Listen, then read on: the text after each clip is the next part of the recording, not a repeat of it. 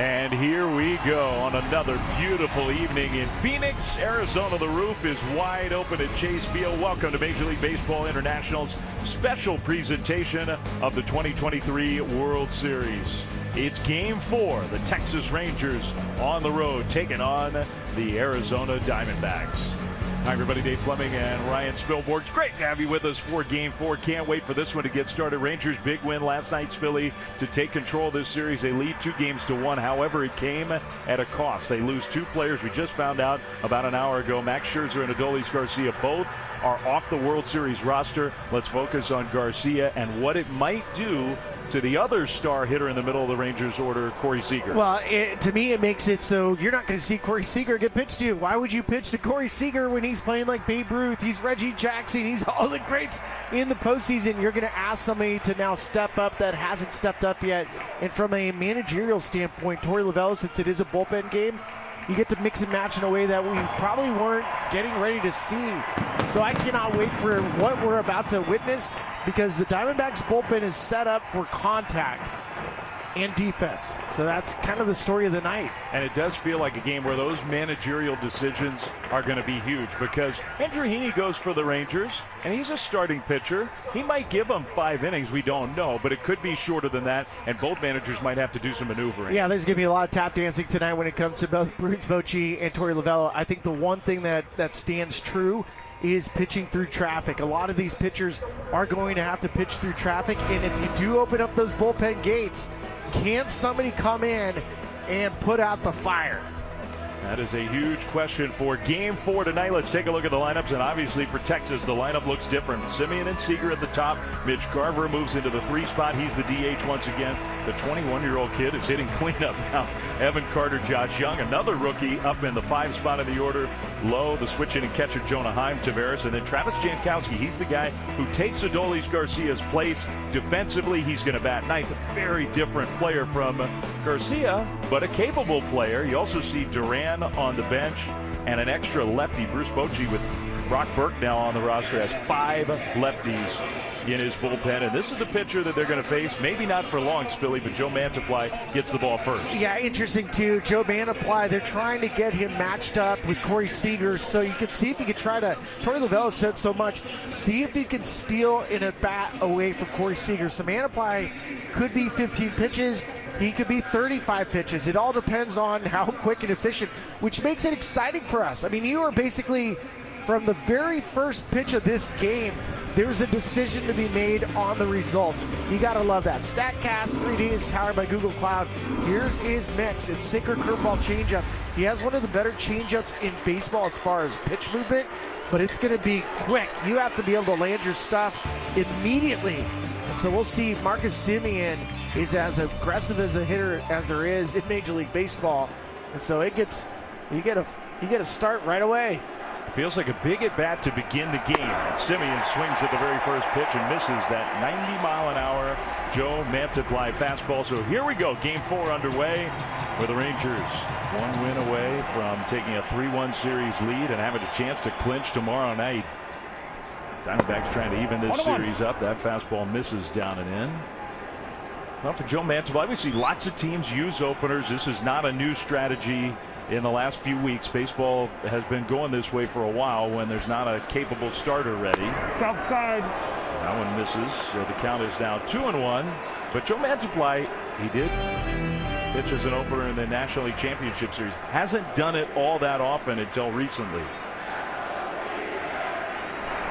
That one off the inside, not by much. It's 3-1. Well, this is where the challenge is. If you're the Diamondbacks, you don't want any traffic in front of Seager, even though you want the left-on-left matchup. So the 3-1 pitch. Semien right through that high fastball, 3-2. His timing is so far off. That's part of the big reason why he's not able to catch the high fastball. He's just what hitters like to call stuck in between. He's just not on fastball. 3-2. Semien pops one foul, backing out of play. And it's such a exhausting feeling as a hitter, because it's been close to 2 weeks now, and we've seen Semien where he knows he's not on time. He just knows it. But it's the small little movements that you make and you're trying to do it, but you're doing it against the world's best pitching. Another 3-2 pitch here to start the night. Simeon hits another ball foul, just as an example of how this game is going to be different, managed differently. Diamondbacks bullpen is already working, and we knew that would be the case, but it's still unusual. Before an out has been recorded, the first hitters at the plate, we got bullpen activity. 3-2, hard hit ground ball toward the hole. It's short. Backhanded Perdomo gets up and he throws him out. What a play to start the game. Well, Diamondbacks defensively, they have their best infield unit with Emmanuel Rivera at third. You have Perdomo, Marte, and Christian Walker. This is the best infielding defense in Major League Baseball. And Perdomo get a chance to see. That's not an easy play. Backhand spin and then use your arm strength. So here's Seager now, and he goes after the very first pitch and drives one out towards left center field. Gurriel back it. He'll make the catch short of the warning track. And that on one pitch is out number 2. The superstar hitter who has dominated the postseason again. Corey Seager is retired. That's the stolen at bat that you were hoping for if you're Torey Lovullo. Nobody on. Gets Seager. He got him on one pitch. And it is amazing. It was a fastball right out over the heart of the plate.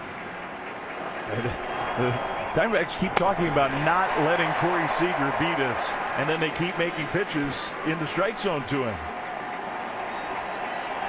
Mitch Garver swings and misses. So 2 down, nobody on. Joe Mantiply trying to make this a 1-2-3 first inning. You hear the voice of the home plate umpire, David Rackley. He's calling balls and strikes here tonight. Ryan Spilborg's close personal friend.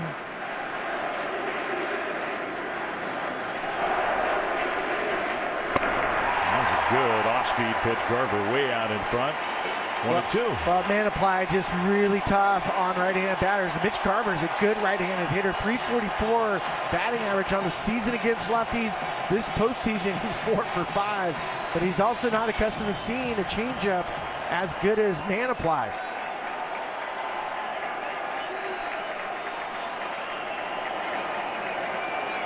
The lefty ready with the 1-2. Garver, wow, that got a piece of the young catcher Moreno right on the side of the mask. Well, to give you an idea of just how much vertical drop from Joe Mantiply's changeup, you got to compare it against the rest of the league. Major League average is about 32 inches. Mantiply's 45. That's the largest drop in Major League Baseball. When you're number 1 of everybody at this level, I think that's usually pretty good. Still 1-2. Very high with a fastball. You have another lefty on deck, young Evan Carter. And we sort of assumed, unless there was a disaster right away, that Joe Mantiply at minimum would get through Carter. 2-2. Well off the outside, so now he's gone full to the DH Mitch Garver. Torey Lovullo, they had something like 10 different maps and plans from different scenarios of today's game. Garver fouls it away. Yeah, and it's funny, right? You, as a manager, as a pitching coach, as a staff, you get together on a night like this and say, let's try to think through all the different scenarios. And then the game starts and out the window. 8th pitch of the at-bat here. 3-2. It's low. Ball 4. So Garver takes the walk, and that's the first base runner of the night. A 2-out walk in front of the rookie Evan Carter. Well, normally that would have been Adolis Garcia's spot, 3 right in the middle of this lineup. But with Mitch Garver and with the injury to Adolis, you have Garver that's going to be sitting right there. He took some good swings. He has big-time power, but he's already getting rewarded with a walk. He's having a really good World Series, this guy, Evan Carter. Takes that one for a strike. And not yet. I mean, he's only 21 years old, but he isn't yet particularly accomplished left on left. Now he's 0 for 10 this postseason left on left. The 0-1. That one right there, a fastball. It kind of gives you an idea because Evan Carter's looking back, and that was right down the middle.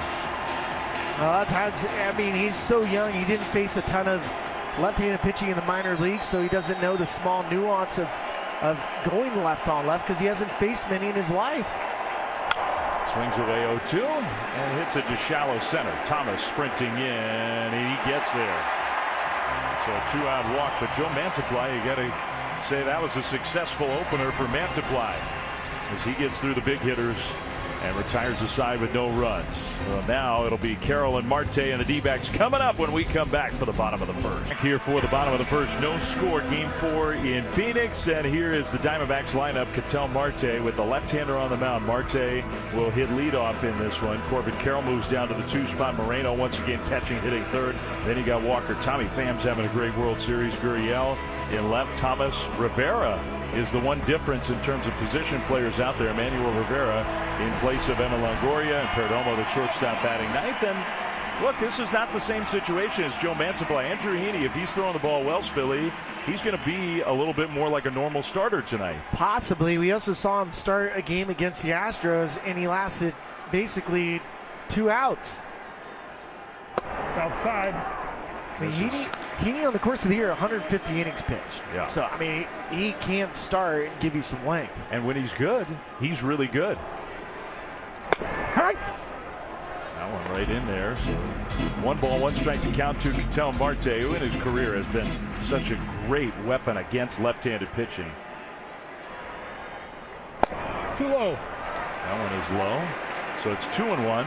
This year he was a little more balanced as a switch hitter. In fact, hit for a little more power from the other side of the plate. He's had a hit in every playoff game that he's ever played in. Hits that one right back up the middle, and that streak will continue. Hard hit ball for Ketel Marte, who had one of those in last night's game, and it took a great play by Corey Seager. Who knows?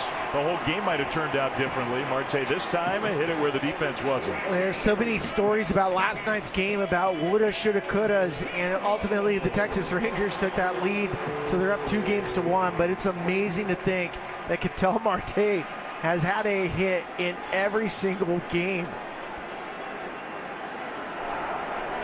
So here's Corbin Carroll. He slashes the first pitch. So he's got the longest hit streak in postseason history, Ketel Marte. Now in this particular postseason, 16 games in a row with a hit. That is the longest streak within a single playoff year. He's a threat to run at first with Corbin Carroll at the plate. Carroll takes that fastball for strike 2. Diamondbacks, by the way, this configuration has been good for them. And their lineup, it's not just because of the top of the order. Their lineup, on paper, you look at it, you say, man, they're built to beat lefties. They're 5-0 when Marte is in that leadoff spot against a left-hander these playoffs.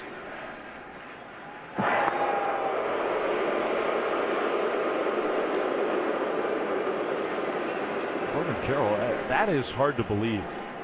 5 games at home, 10 games on the road. He has not done well in these playoff home games so far this year. Those are always due for a correction. I agree. He's too good. Just missing. Wow. And it looks like it probably should have been strike 3, and for Corbin Carroll gets an extra pitch. And we'll see. That was a big story, especially late in last night's game. A lot of talk today about balls and strikes and umpiring. Carroll strikes out swinging here. That was an unusual high changeup, but it worked. Out number 1. Well, Heaney, when he's at his best, it's almost an upshoot fastball, and if he throws his high changeup off of it, it makes a lot of sense on why it's so difficult to hit. Give you an idea, as you're watching him throws four-seam fastball close to 60% of the time, which is so far above league average, but it's because he's able to throw it where most guys don't like it, and they don't see it very well because he crossfires. Heaney's not getting that low strike right now from David Rackley. That's 2 of them that, according to StatCast, were right in the strike zone called balls. Moreno only has 1 hit in the World Series. That 1 hit, though, was a home run. He lashes at that one and hits it foul down the first baseline. Marte was off and running. Instead, it's just a strike. It's 1-1. And the biggest controversy of all in terms of balls and strikes was that 3-1 pitch. Moreno was sure it was ball 4. It was ball 4. It was called a strike. He struck out on the very next pitch. That was leading off in the bottom of the 9th inning. I say he struck out. He hit a ground ball to third. He made it. That one in there for a called strike. Oh, we talked about last night. I mean, you look at the 3-1 pitch, and that's the one that stood out. But there was a 1-0 fastball that was called a ball. That should have been a strike. So it's hard to convince the Diamondbacks of that, but it did sort of even itself out there. Andrew Heaney will throw over the first again. So you got Rackley behind home plate, Vic Carapazza at first. Crucci, Bill Miller is at second base. Rayburn, Quinn Wolcott, and we had a shot just a moment ago of Alfonso Marquez. He's down the right field line. There's Alfonso. Oh, he's a veteran umpire. He's a good umpire, but he did not have his best night last night behind the plate. And on the biggest stage, nobody wants that. Don't want the umpires to be a part of deciding a game.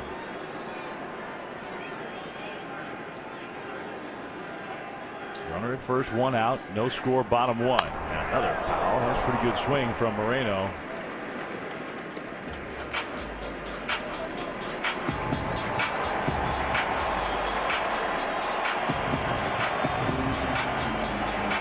He's 23 years old.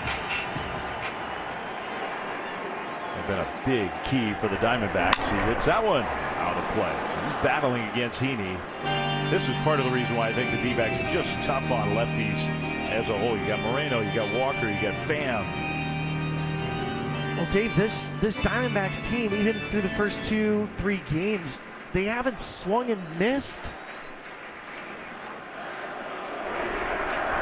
That time he does swing and miss. Strike 3 on the high fastball. 2 down. Good pitch. It's a great pitch. It's an elevated fastball out of the strike zone, and that's what Andrew Heaney does. He's grew up in Oklahoma. He grew up kind of a Texas Rangers fan, and that gives you an idea. It's just it's a different arm slot, and when you throw from that arm slot, it shoots up to a right-handed hitter or to a lefty. 2 down for Christian Walker. He takes the changeup low. We've said it many times already in the first 3 games. This is the guy for the Diamondbacks, and especially against a left-hander, because normally he kills left-handed pitching. Hits and hits for power. A quiet postseason for Walker. Well, he kills left-handed pitching, and he also kills Andrew Heaney earlier in the year. Basically, Cinco de Mayo on May 3rd, Christian Walker took Andrew Heaney not deep once, but twice.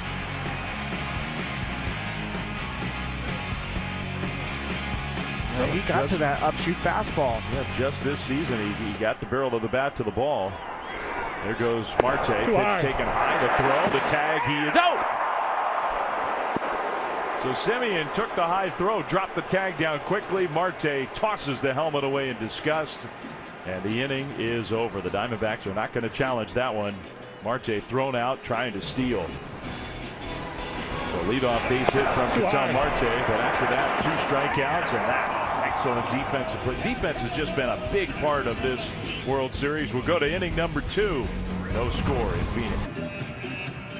Inning number 2, Ketel Marte started off the bottom of the first inning with a base hit, but then he got thrown out trying to steal. So we go to the second, no score. Diamondbacks with the only hit, each side with a base runner. And this is interesting. You got Josh Young, the right-hander, but then a lefty low on deck, and Joe Mantiply stays in the game. My guess is, if I'm playing this along with Torey Lovullo, he is keeping him through Nathaniel Lowe. They don't want Jonah Heim to hit right-handed. He's a much better right-handed hitter than he is lefty. There's several switch hitters, which makes it really fun to try to pick the matchups. You good? Well, got a piece of the young catcher again. Moreno's taken 2 of those already in this game.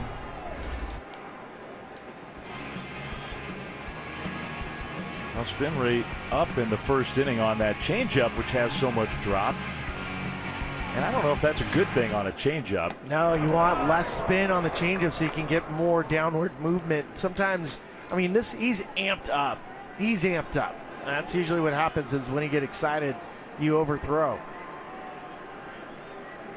So the count's 1-1 to the right-handed hitting Josh Young. Got the low strike that time. That pitch hasn't been called a strike a couple times already in this game. Now it's 1-2. I see a lot of catchers, they drop their glove right before a pitcher's release. It's called working from the ground up, and it's easier for them to catch the low fastball and present it to an umpire. You'll see Moreno drop down to that one knee technique.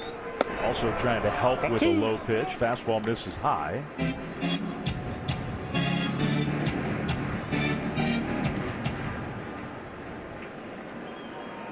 Just about everybody in the game does it now.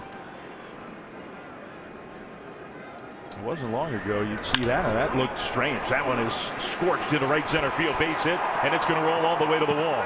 Young will head to second and stop there as the center fielder Thomas plays the carom. That's a leadoff double for Josh Young. He's been so impressive this postseason. If you haven't seen Josh Young play, you're in for a treat. He's going to be a possible Gold Glove winner down the road, but inside-out swing, he's got some power there. Has already hit 3 home runs this postseason. It's also his 4th double. That ball came out off of his bat loud. So now this is what you were talking about. Probably the reason why Torey Lovullo left Mantiply in for this at bat. Nathaniel Lowe. And that was a big swing and miss. Not close on that first pitch breaking ball, but for the Rangers, you had the one matchup that was in your favor, and Josh Young took advantage of it, so you got the runner in scoring position. Yeah, now if you're Nathaniel Lowe, all you're trying to do is get the ball in play right side. You don't care how, maybe it's a bunt, but you want to score first. We know how important, it's almost integral to the game now, is scoring first. 0-1 pitch. Lowe pulled that one, but he pulled it too much. Foul ball. It's 0-2. Well, his face reaction after that is like, man, Justin went no mock turtleneck tonight. He hasn't been swinging the bat that well, so he's changing up his look. No stirrups also. He's changed the whole look. Only 1 for 10 with runners in scoring position in the postseason. Guy who had a lot of big hits for the Rangers in the regular year. He strikes out swinging here. That slider got him. So it's an out, and it's an unproductive out. Young stays at second, and we'll see with Jonah Heim coming up. Take a look at the Diamondbacks defense. Well, defensively, fantastic in the infield tonight. Lourdes Gurriel's in left field. Alec Thomas in center made a really nice play, and then Corbin Carroll in right. And then Emmanuel Rivera gets a start, which makes this an elite infield defense with Perdomo, Marte, and Walker at first, and then you have Gabby Moreno behind home plate. Well, get used to this tonight. This is a game where both managers are going to play matchups. Torey Lovullo, he ends up getting 4 outs from Joe Mantiply, who gave up a walk and a hit. He's responsible for the runner at second, but he'll come out of the game, and the right-hander Miguel Castro is going to force Jonah Heim to hit from the left side. No score, second inning, back right after this. Of a night where we figure to have plenty of them. Miguel Castro, this will be his 8th appearance in the postseason. He's been used a lot. He has not been pitching particularly well. No, he's not. I mean, 75 appearances, led the National League. He's a contact pitcher, even though he throws 97. This is way off the inside with that first pitch fastball to Jonah Heim. And part of the reason for the move at that moment, Spilly, is Jonah Heim's a guy who has big splits. He hasn't had a hit in this World Series, but in the regular year, he's a much better hitter from the right side against lefties. Oh, but he's almost 75 points higher right-handed than left-handed. 2-0. More power, more batting average.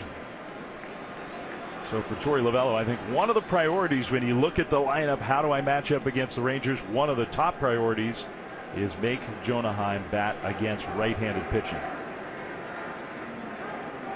2 balls, no strikes to count. Got the call on the outside corner there, 2-1. That's not to say that he's helpless batting left-handed. You got to give that guy credit. Joe Mantiply did a good job. But he did give up the double to Josh Young, who stands at second with 1 out. Heim drives that one down the left field line. Foul. 2-2. I mean, it is such a fight for both teams to either prevent the first run from scoring or to score the first run. because over the postseason, across all the games, it's almost close to an 80% win percentage if you score first. You and I have been talking a lot about road success. I mean, Texas is 9-0 on the road in these playoffs. 9-0, unheard of. And you know, one reason could be you get those first at bats. If you get a lead, it's hard to give it up. 3-2 on the ground. Marte on the backhand. Throws out high. 2 down. Josh Young moves over to third. That was what they were looking for one hitter ago. Well, for Miguel Castro, it is a sinker slider changeup. The sinker, really good use when it comes to getting ground balls. Even the slider, he's not a high strikeout rate type of pitcher, which he does pitch to contact. Again, like, this defense for the Diamondbacks has been fantastic. So it's going to be a lot of contact coming from the bullpen. Outside to Leody Taveras. Hitting 8th tonight with Travis Jankowski in for Adolis Garcia. Jankowski is the 9th place hitter, so Taveras moves up one spot. Still looking for his first hit in the World Series. If he gets one here, he's going to put the Rangers ahead. Strike on the inside. On the Rangers, 79 this postseason has been really productive. But with Adolis Garcia out, you're now forcing the bottom of the lineup, especially with a little bit of the shuffling, to come through big. Harris checked his swing. 2-1. His at-bats haven't looked, I mean, he's a good player, but in this World Series just hasn't been his normal look. No, he's a borderline all-star, and you're right, he just has not had quality at-bats. Checked his swing again there. This time, pitch called a strike. It's 2-2.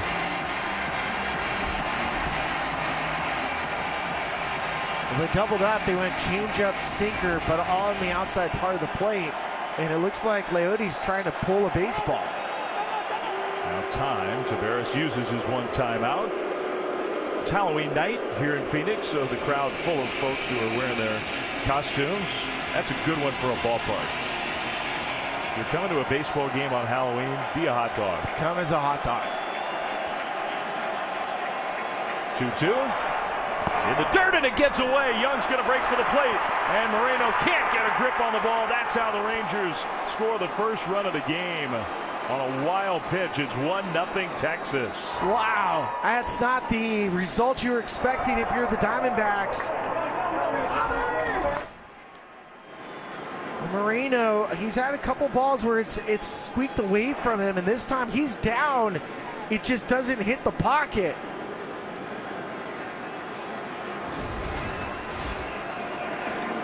Wow, so that's huge. A wild pitch scores the first run of the game. 3-2 to Taveras is ball 4. So he takes the walk. So there's Gabby. He's down to the one knee. And I know a lot of opponents of the one knee catching argue with guys at third base, because you might not be quite as good getting down to it, that there's an argument that you go back to 2 feet. But there's been so many catchers that say, you know what, I can block from there. I just have to make sure I'm really moving with it. So now the 9th place hitter, Jankowski, his first at bat as a starting player in the World Series. Swings and misses. Rangers are 9-0 in scoring first. It's only a run, but they have scored first here tonight. Jankowski has not started a game in almost 2 months. September 6th, the last time he started.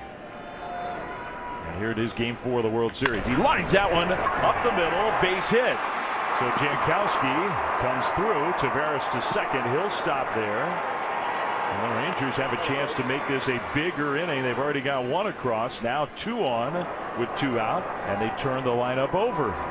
Second baseman, Marcus Semien. Well, of course, Jankowski, whose swing this year, I mean, he has really been good coming off the bench. It's been a bit of a breakout year. Former first rounder out of Stony Brook. There's not a lot of players that came out of Stony Brook.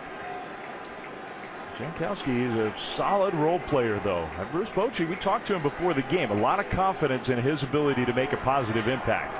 Here's Semien. He pulls the first pitch breaking ball, foul.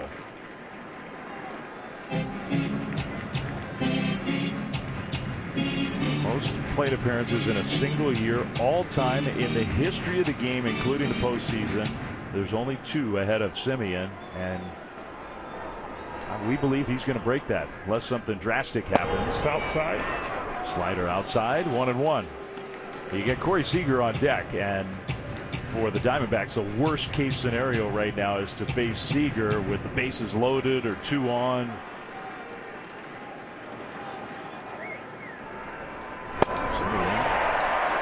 1-2.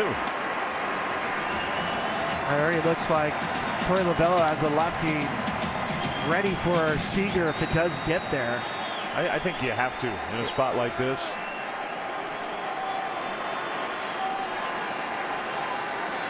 2 on, 2 out. Semien pulls that one down the left field line. That is a fair ball, and it's going to go into the corner. That's going to score 2.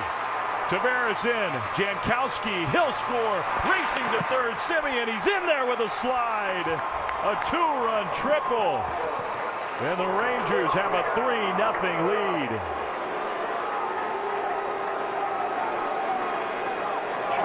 Well, there's a reason why this guy had 100 RBIs on the season. He can flat out hit. There's also a reason why he's going to break a record for most at-bats in a season is because he can hit. And he got a little hanging slider at 80 miles an hour, and he ends up ripping it down the left field line. A little trouble for Gurriel. It's kind of a nuanced corner. That allows Semien to get to third. I don't think it was going to matter in terms of the 2-run scoring, but it did allow Semien to make it to third. Torey Lovullo will make the pitching change here. The first extra base hit for Semien in 10 games, and that came in a very big spot. You can see how pumped he is. Cal Nelson, the lefty, coming in. Rangers have gone ahead 3-0. Back to Phoenix right after this. Great game, Scotty. Any thoughts? Can I eat this right now? Nah, I shouldn't. Roof open at Chase Field, and another big enthusiastic crowd. But again, the Rangers early have taken the crowd out of the game like they did last night. They lead 3-0. Kyle Nelson has been really good in the playoffs, not overpowering for the left side. Will come in and try to keep this just a 3-run inning. He's got to face Corey Seager with a runner at third. His first pitch is in the dirt, taken for ball 1. I mean, what a turn of events from the Texas Rangers standpoint. You felt like they got 2 outs. Leonidas Tavares is up. It's 2 strikes, and it's a wild pitch. Works a walk. You get a nice at-bat from Travis Jankowski, and then Semien comes through. 1 pitch away from getting through this inning, and no damage done whatsoever. That's a lonely feeling. You hate to see that. Miguel Castro. Seager out to deep right center field. It is gone off the facing of the balcony. Above the pool, Corey Seager. Another monster home run. And maybe fitting on Halloween night. It's 5-0 Texas. Oh my goodness. His 19th postseason home run. A no-doubter. 109 miles an hour off the bat. They wanted a left-on-left matchup. It doesn't matter at this moment. I mean, he's terrifying when he comes to the plate. He didn't get hurt, did he? He almost looked like he was in a little bit of pain. The trainer's coming up to him.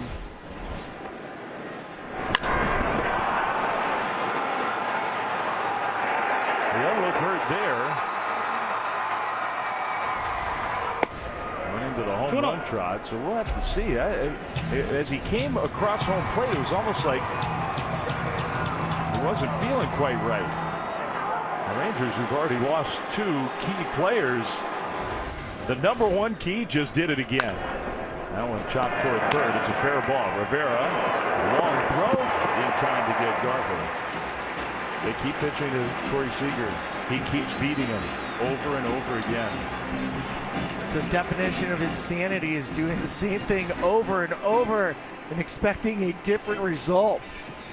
So as great a swing as that was, something not quite right with Seager. We're going to have to see if he's all right to continue in this game. He's in the dugout and looks like he's going to take a drink and When we come back, we're going to, I think, have some big news on Corey Seager one way or the other. It's 5-0 Texas. Sign that Corey Seager is still in the game. After coming across home plate, and he was definitely, and to me, it almost looks like he's limping a little bit there. Feeling something in his lower body. That's not the look of joy of a guy who just hit another monstrous World Series home run. Christian Walker takes a strike from Andrew Heaney. It's only the bottom of the second. We got a long way to go, and it's only game 4. But the Rangers now in firm control of game 4 with a 5-0 lead.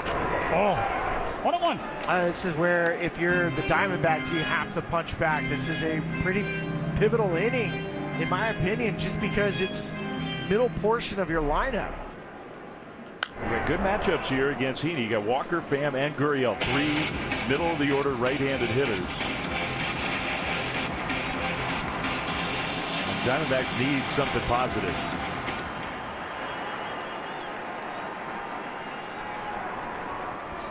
Big chopper to short. Seager handles that play no problem. Out number 1. Well, luckily for Seager, he gets a kind of Sunday hop, but he was definitely not coming after it very aggressive. Those guys normally don't talk like this. There's probably some conversation about what he can get to. Yeah, I think you're right. Like, yo, Marcus, you ready to help me out a little bit? Yeah. How much ground can he cover tonight? Oh, we know Josh Young on Corey's right has it covered. Jonah Heim just missed that pitch, but it was called a strike anyway, so it's 1-1 to Tommy Pham. Yeah, I think you're right. Josh Young can cover ground to his left, so help Seager out in that direction. And who knows? I mean, Simeon, maybe you shade a little bit if Seager's range is diminished. Simeon's going to get called off here by the center fielder Taveras. 2 down.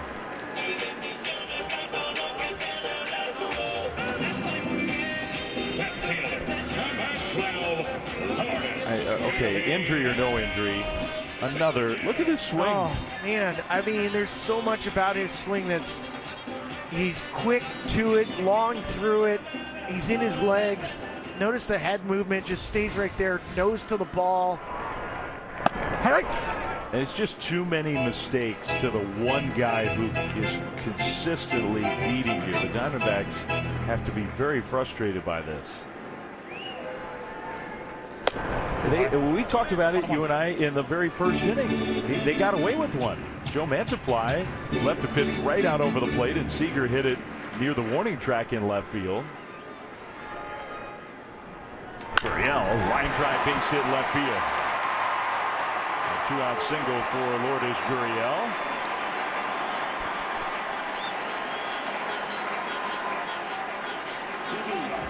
Well, Diamondbacks, I mean, you just have to keep chipping away, take quality at bats. Try not to make any more mistakes, costly mistakes.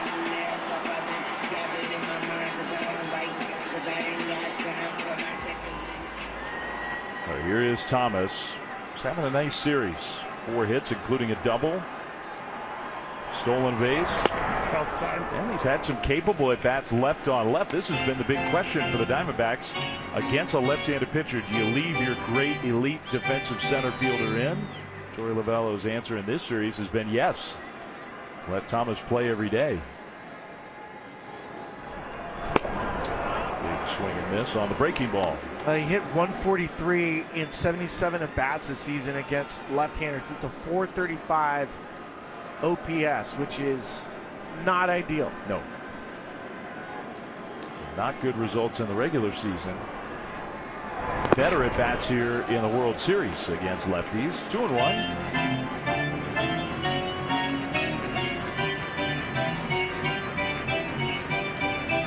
You got a right-handed hitter on deck. If Thomas could just keep this inning going, you get Emmanuel Rivera, who also has been swinging the bat pretty well the last few games. Give him a shot. 2-1 to Thomas. He drives that one down the left field line toward the corner. Carter sprinting over, but it goes foul.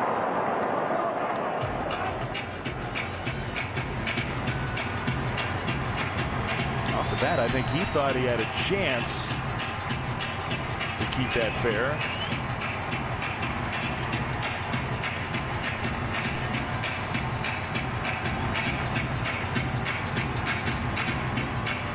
Seager, the shortstop, shaded about as far up the middle as you're allowed to be with those new rules this year. 2-2. The dirt not close from Heaney. A good play by Heim to keep Gurriel at first.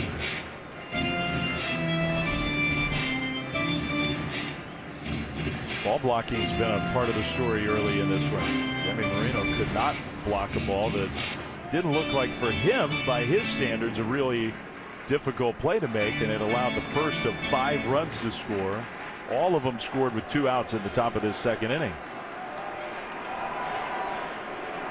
Gurriel's going to get the head start from first.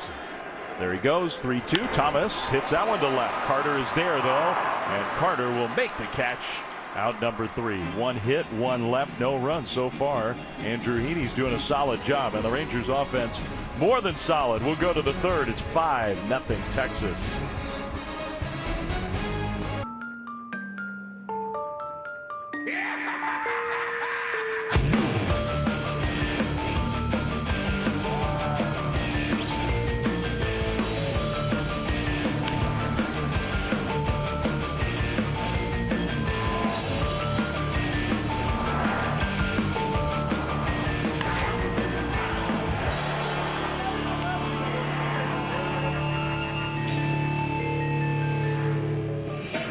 Halloween night here in Phoenix, Arizona. So far, a lot more trick than treat for the homestanding Arizona Diamondbacks. As we go to the third, it's 5-0.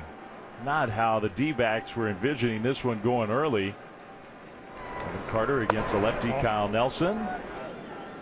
And that pitch is low for ball 1. Carter flying out in his first at bat, second straight at bat where he faces a left-hander.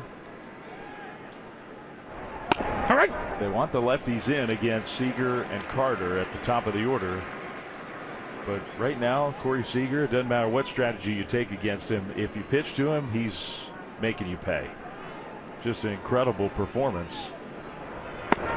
We're talking all-time stuff here. All-time. What Corey Seager is doing is all-time great stuff. Right-hander warming up in the pen, Luis Frias. That is ball 3 from Nelson to Carter. There's the right-hander.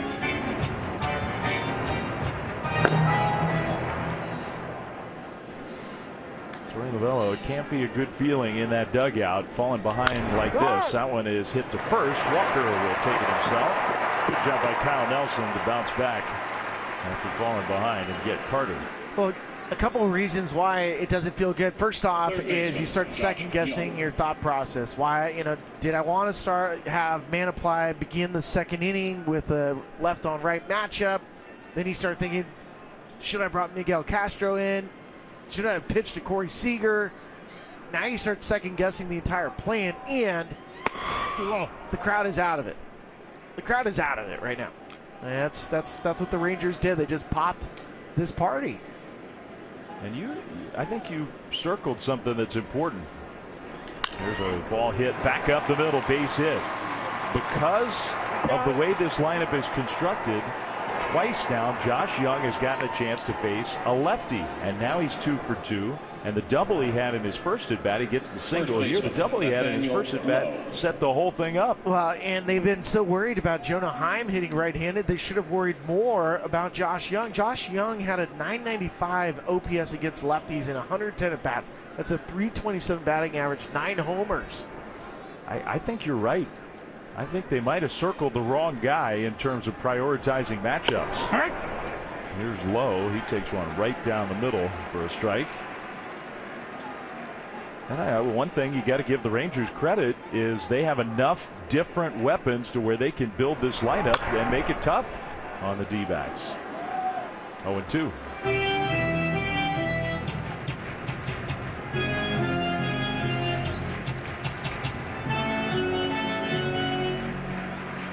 Torey Lovullo hoping that his team can get back in this game. Long way to go. He's the winningest manager in Diamondbacks history. We asked him today, we sat with Torey and asked him, because he hasn't had a lot of postseason experience. He's managed a ton of games. Whether the game speeds up, you hear a lot of managers talk about that, how fast it gets moving in a big game on the biggest stage. He said no, it felt normal to him.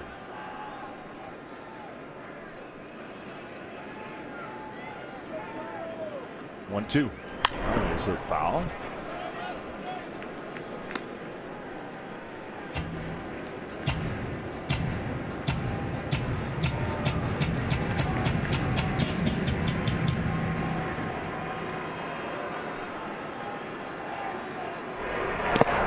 Dirt. This time Moreno blocks it. 2-2. You feel for every catcher, I do at least, this point in the postseason. I know you get the built-in off days in playoff series, but these catchers, and on both teams, you get Jonah Heim on deck. Both guys are playing every single game. And with all the pressures on that position, it's exhausting. It's outside. Not by much. Full count, 3-2. Well, and even just receiving a baseball, we act as if receiving a baseball is something easy. These pitches are coming. There's movement. There's a shock to your wrist, to your forearm. That one hit hard up the middle. That's a base hit. So Lowe beats the lefty with a single. Young to second. And here come the Rangers again. 2 on, 1 out. With Jonah Heim set to hit, and if Torey Lovullo is following his game plan, you figure this is going to be another pitching change. Catcher, Jonah Heim. And here he comes. So Heim is going to be turned around. Kyle Nelson not quite as sharp tonight as we've seen him at times in this postseason. And the Diamondbacks are in danger of getting way behind early in this game. The Rangers keep putting more pressure on. So another pitching change in the third with Texas already ahead 5-0. As nighttime is here in the desert at Phoenix, Arizona. We're at Chase Field for Game 4 of this 2023 World Series. And so far, it's been all Texas Rangers against the home team. Luis Frias pitches for the 7th time in this postseason. We've seen him a lot already in this World Series. And I know those numbers look okay, but he's been a little erratic. Kyle Nelson out, Frias in, 2 on, only 1 out. Rangers threatening for more. Jonah Heim on the ground toward first. Walker had it, dropped it, and they're going to get nobody. Oh, man. That could have been a double play. Instead, it's the first error of the entire World Series, and it comes at a very poor time for the Diamondbacks. The bases are now loaded. Christian Walker is a Gold Glover. He's a nominee this year. This is one of the best defensive first basemen in baseball. And not only does he not get the out at second base, he gets no outs. This is a possible tailor-made double play. Well, that you almost never ever see that from him. Now Taveras comes up and takes ball 1 from Frias. The first error of the World Series. Maybe the best defensive team in baseball, the Arizona Diamondbacks. We'll see if it really costs them. All right. Strike with the fastball. It's 1-1. Well, so far, everything that could go wrong for the Diamondbacks has.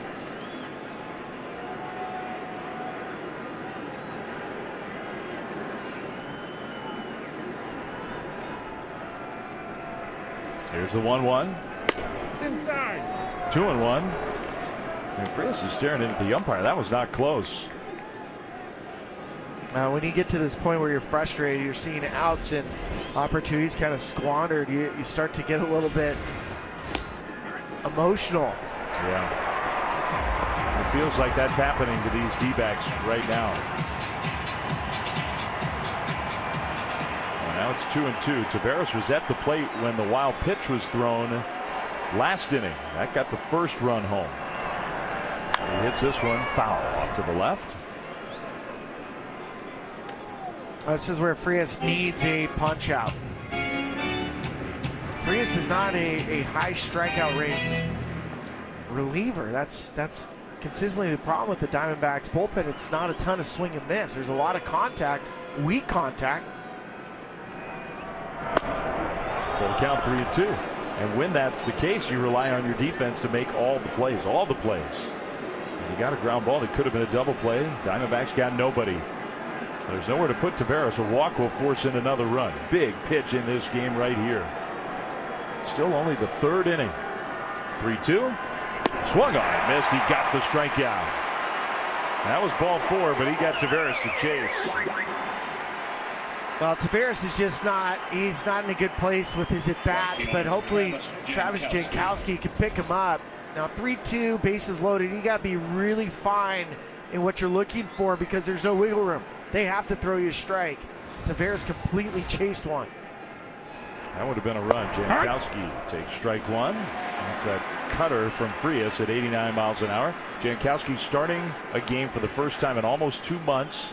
He's the guy replacing Adolis Garcia. Not replacing everything that Garcia does, but he's in the lineup because of that injury. And his first time up tonight, he had a base hit and scored a run. Takes that one low. He's a very selective hitter typically. It's one of his strengths. Not a lot of power, but a bases loaded spot. That's a good spot for Jankowski because you trust him not to do what Taveras just did.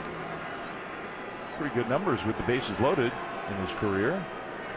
He lights that one out toward right center field. That's going to be a hit for Jankowski. Thomas knocks it down, but it ricochets away. 2 runs are in. Jankowski into second. And he's doing an Adolis Garcia impersonation. He's 2 for 2. He knocks in 2 runs. It's 7-0 Texas. Well, this Rangers team was one of the top offenses with runners in scoring position throughout the year, and during the World Series it's gone the opposite. But tonight, and you get a hitter like Travis Jankowski, just try to put the ball in play. That helps out El Bombi, feeling not so bad now sitting on the bench. And Garcia's thinking, that looked like me. Except without the biceps. A really nice approach from Jankowski. That's a really simple, it's like gearing down and just making sure you keep it in the fairway. That's what you're looking for in that kind of at bat. Simeon, who had the huge hit his last time up, and he drives this one to deep left field. Going to back on the ball, Gurriel at the wall. It is gone! Marcus Simeon goes deep. And it is all Rangers. On a Halloween night, it's turning into a nightmare for the Diamondbacks. 10-0 in the 3rd inning.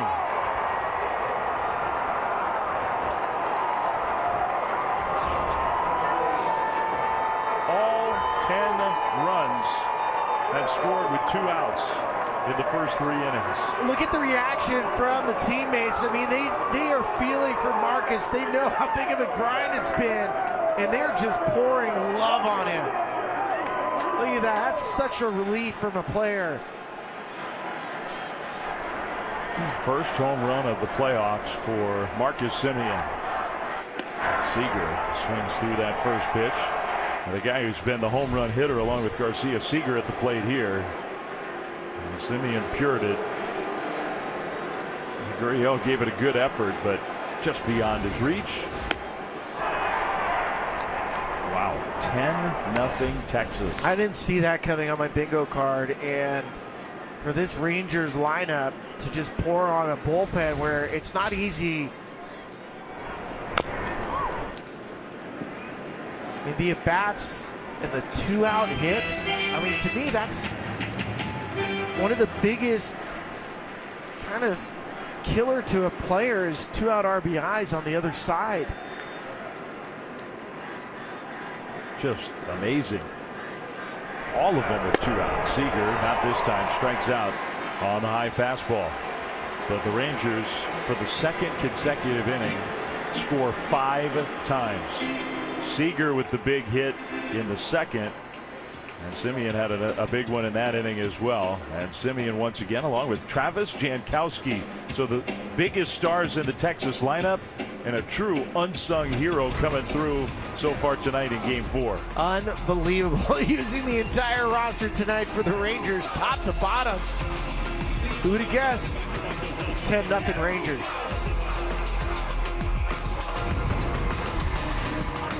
coach at Arizona State. He's a really great golfer. Not a terrible effort on his ceremonial first pitch with Merrill Kelly. John Rahm, proud of his roots here in Arizona, native Spaniard. And that may have been the highlight for the D-backs tonight so far. So far, it's been all Rangers. Wow, 10-0. It's the third inning.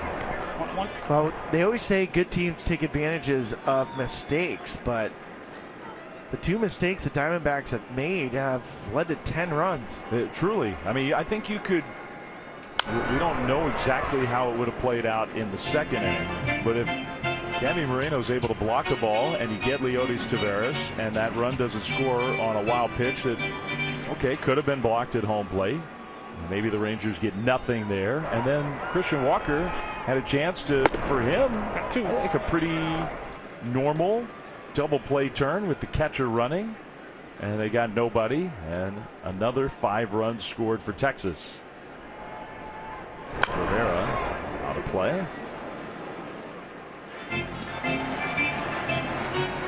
And Emmanuel Rivera, this is his first at bat of the game. Marcus Semien and Corey Seager have each already come up 3 times tonight. This is a challenge from Bochy's standpoint because we do know, I mean, we saw something happen with Corey Seager as he was coming around the bases. I mean, how much do you want him out there? I think it's a good point. You got to really trust your player. Like, are you sure that nothing could be aggravated here? Because otherwise, I know it's the third inning. It would be unconventional, but you could see Bruce Bochy getting his superstar out of the game. That is a good problem to have. Am I up so big that I can take my best player out early in the game? Fly ball to left. Rivera just got a little tied up. And that's out number 1. And a lot of it has to do with how Andrew Heaney is pitching. And right now, he's doing good. It's been 2 base runners, but 1 caught stealing. And nothing's really hurt them. Yeah, they haven't had a runner to second yet. Just a couple of singles. This is the 9th hitter that he's faced. And it also, for Bochy, now you're through the couple games where you figure you're really going to have to lean on your bullpen hard. A little squibber past the mound. Seager to his left. Seager got him. 2 down. All right, good range there. It did show good range. I mean, this is to his left. It's a slow roller. He's not even in the screen when it starts. There he comes. He's aggressive to it. Throws off his right foot.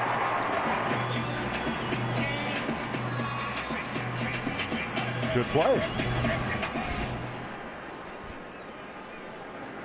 So 2 down for Ketel Marte. Strike 1 from Heaney. Good changeup there.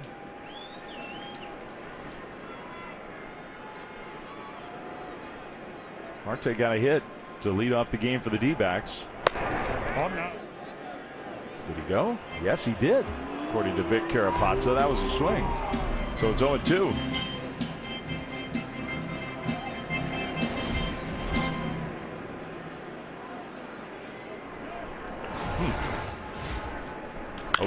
Out to right center field toward the gap, and that's going to get down. Another hit from Marte. Jankowski cuts it off, but it's a double for Ketel Marte.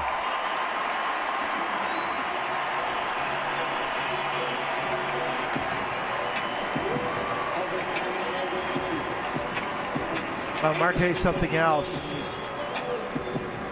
Fantastic switch hitter. Not every switch hitter in the major leagues is actually hit good hitter on both sides, but that's the case with Marte. His 24th hit of these playoffs. Now they're going to appeal. The Rangers thought that Marte might have missed first base. The first base umpire Carapazza says no, denied the appeal. Somebody thought they saw something. I bet you it was close. It was very close. It was. There's usually somebody on every team who, whether it's an assigned job or that's just kind of how the way they watch the game, they're paying attention to that kind of stuff. Well, it doesn't cost you anything. You don't have to go to a challenger. On the ground toward the right side. Over to backhanded low. Across his body to throw to first. Heaney got there in time. Now Carroll doesn't think so.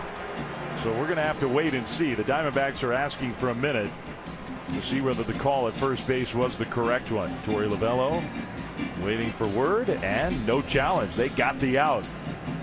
It's been the Rangers defense, Billy, that's been shining so far in this one. And they definitely got him. So Heaney, another scoreless inning, 1 hit, no runs. We'll go to the fourth. It's all Rangers.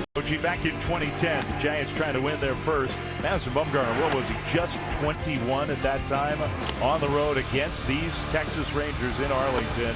And it was just the beginning of maybe, you could argue, the greatest World Series career for any pitcher. Look at that. In the history of his World Series performances, Madison Bumgarner, part of all three of those Giants championship teams, alongside Koufax and Rivera.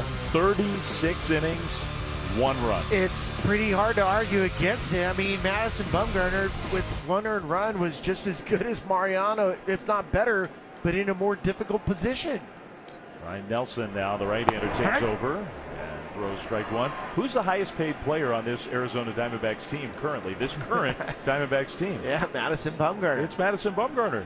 And he's no longer on the team, but he began the year here in Arizona. He wasn't pitching well. The Diamondbacks just out and out released him, but he will get a World Series ring and forever be a part of, if the Diamondbacks were to win, he'll get a National League Championship ring.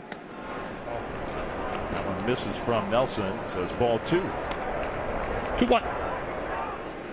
Mitch Garver for the Texas Rangers here against the righty Nelson, who has not had a great playoffs.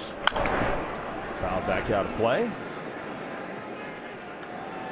This would be the kind of guy, Ryan, if he were throwing the ball a little better, that maybe tonight you would have kind of built a plan around in the early innings. Okay, we'll have an opener, and then maybe Ryan Nelson takes over. He just hasn't been sharp.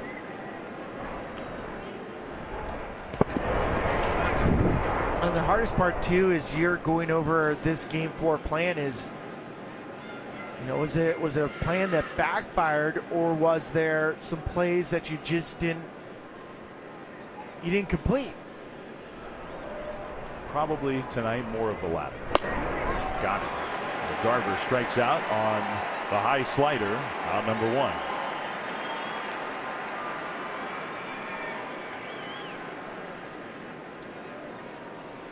Left fielder Evan Carter. And maybe a combo of both. The 2 at-bats for Josh Young, both against lefties, set the stage for both 5-run innings. And it's just funny how the Diamondbacks targeted other hitters to make sure they had the priority matchups against. And they left 2 lefties exposed against a good young power hitter, Josh Young, and he burned them both times. Carter got tied up there. And Walker will take it to the bag himself. 2 down. Quietly, I think that's a part of the story of this game. There's no question. I mean, Josh Young coming up already. He's 2 for 2. Had a double, scored on the wild pitch, had the single.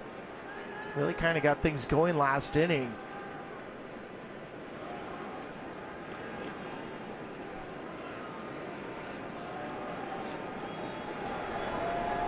Here he is, Josh Young. First time tonight he'll face a right-handed pitcher. I mean, you gave the numbers. He dominated lefties in the regular season as a rookie. 4th highest batting average against lefties in the American League. I mean, he was one of the best hitters against lefties, and I'm not saying it was overlooked by the Diamondbacks. They knew it. They know everything, but that matchup was not their priority in the early innings tonight.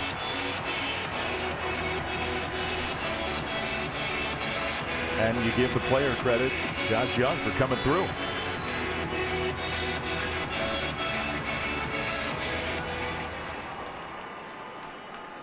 You don't really think of him as a table setter, but that's kind of what he's been in this game for.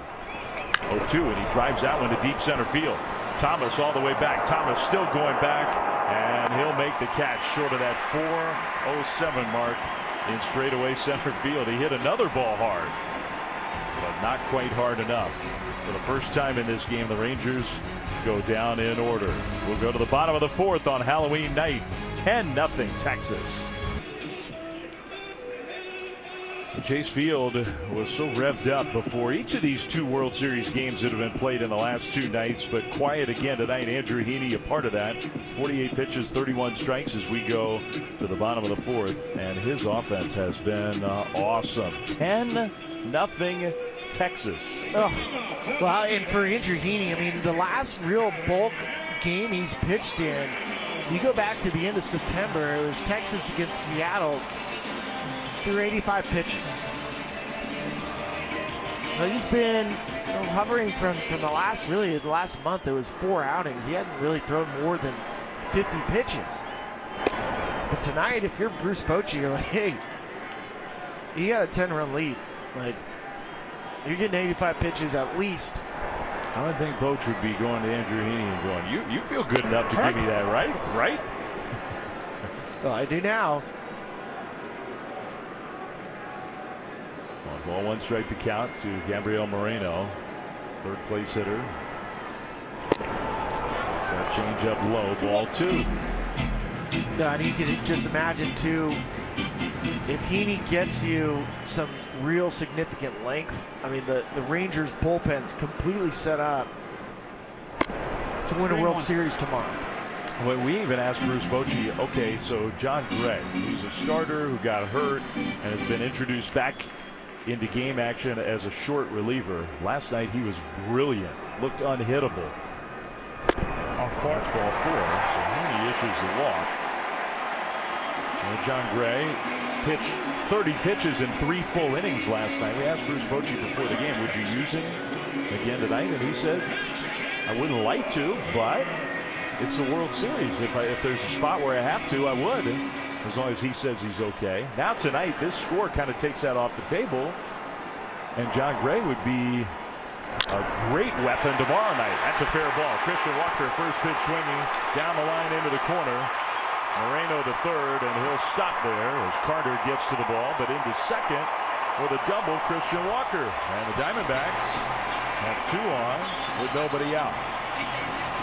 And maybe Spilly have their chance to feel like somehow, some way they can get back in this game. Well, at anything, you just want to make sure you start getting into the bullpen. Set up tomorrow's game, even it out. Right now, it's all Texas, and there's still a ton of wiggle room for the Rangers, even though Mike Maddox is coming out to talk with Andrew Heaney. There's a sense of urgency, but at the same time, there's not too much because you have such a big lead. Tommy Pham is going to be the hitter. Dane Dunning, a right-hander, has gotten up in the bullpen, so this meeting may be as much about just stalling for some time and let Dunning start to get loose. It really emphasizes, you see, even just 2 at-bats erase one of those mistakes that the Diamondbacks have made. Even if it's just a 5-0 game. Second and third in the 4th inning, nobody out. This game is a long way from being over. 10-0 is just so different. We'll see, though.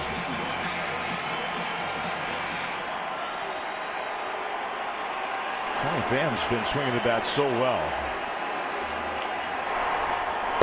He takes the ball. Only has 3 runs batted in the playoffs. All 3 of them on solo home runs. That seems almost impossible considering how many hits he's had.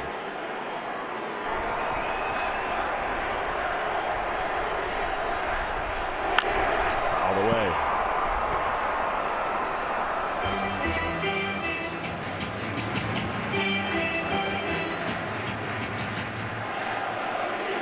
You have any hope in this game for the Diamondbacks? You got to cash these in and maybe more right here, right now. You have to have a crooked number. 2-1. Meanwhile, the last thing the Rangers want is free base runners. A leadoff walk as much a part of this as the double by Walker. You figure this would have been a good matchup for Tommy Pham. Hasn't been so far in his career. 3-1. Heaney looking like he's starting to lose a little stuff. Only threw 56 pitches against Baltimore, and that was on October 7th, nearly a month ago. 3-1. Pham fouls it away.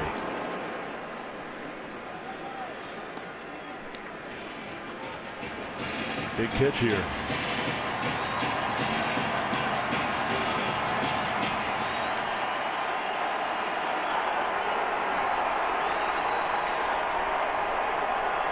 Three-two. That is strike three call. Pham didn't like it, but that was definitely a strike. Out number one.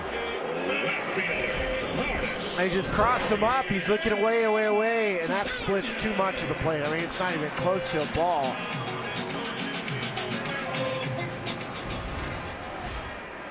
Big first out to get through Pham. Second and third, one out. Gurriel, who has a hit in his only at bat. He's had a lot of good at bats in spots like this in the playoffs. 4 for 13 with runners in scoring position.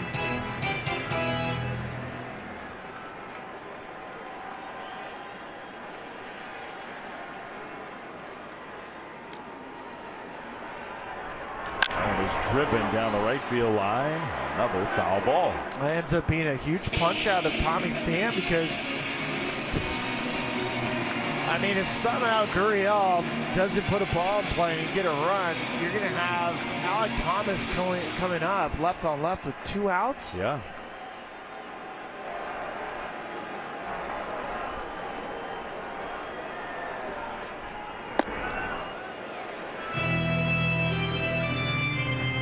Two and one. So in other words, a lot of pressure on Gurriel to come through here. Get something positive going for the Diamondbacks.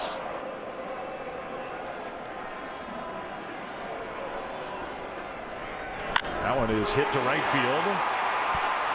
Room out there for Jankowski, who squares up, makes a catch. That is going to score a run. Tagging from third. Moreno comes in. Diamondbacks are on the board. Walker goes to third. The sacrifice fly makes it 10-1.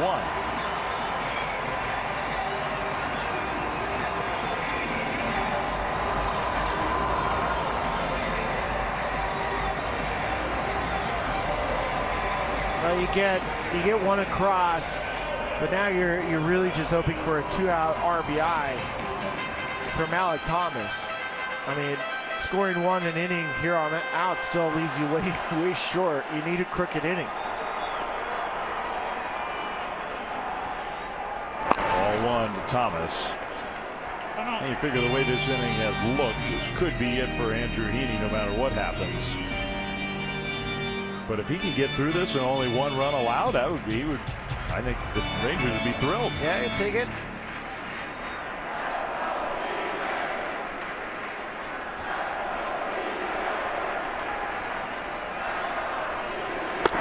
Two and 0.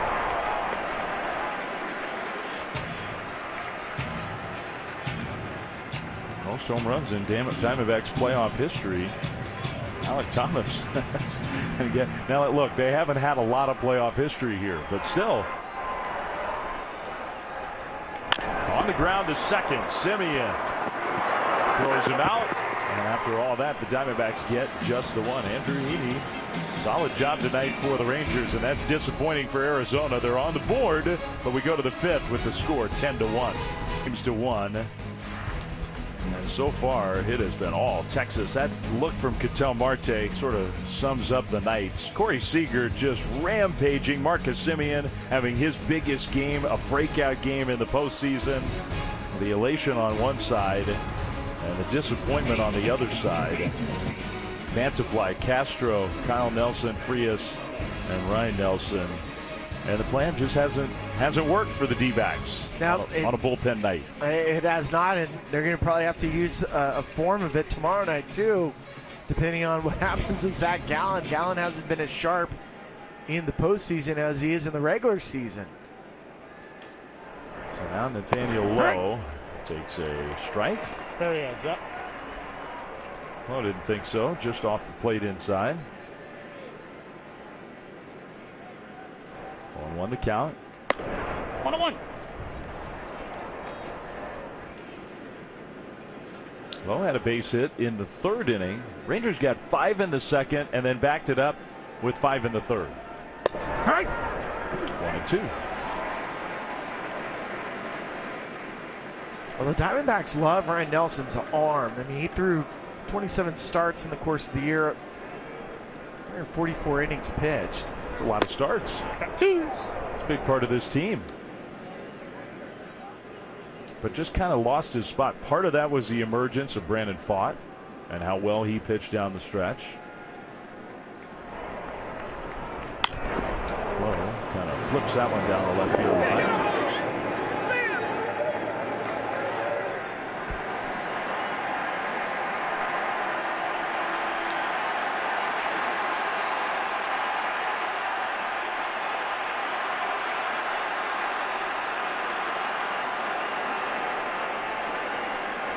A little on-field distraction, so Nathaniel Lowe is going to have to wait this out for a minute.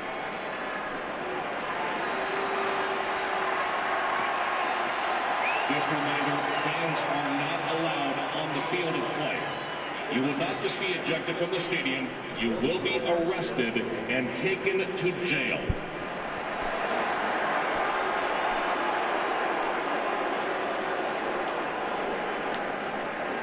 Yeah, a night in the clink.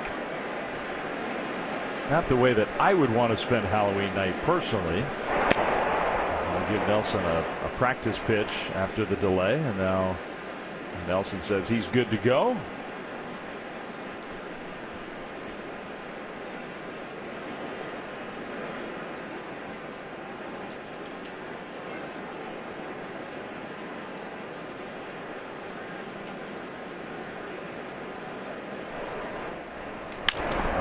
Hit to left center field, pretty well hit. It's a big ballpark, and now that the humidor is in play here, just plays so dead. This is a pitcher-friendly ballpark in Arizona when it was anything but for the first many years of its history. Catcher Jonah Heim. And the guy roaming center field, Alec Thomas, I mean, even if you hit it to him in a smaller ballpark, you don't want to hit it to that guy. Hit it to anybody else. Corbin Carroll's a really good defensive outfielder. Jake McCarthy, when he's healthy, excellent defensive outfielder. Too high. But Alec Thomas is one of the best. Jonah Heim, who reached on that error in the third inning. That was a big play. A little check swing foul. Well, Jonah Heim, over the course of this year, was one of the best at throwing base runners out. He actually had 22 base runners thrown out, which was the third most in baseball. But this postseason, it's been tough. To give you an idea of the pop time, sub-2, that's better than Major League average, 82 miles an hour, which you don't think, you think catchers are throwing at 95. They're not. It's more footwork, exchange, and release. So that's only the second caught stealing for him out of 10 attempts. But a big confidence boost.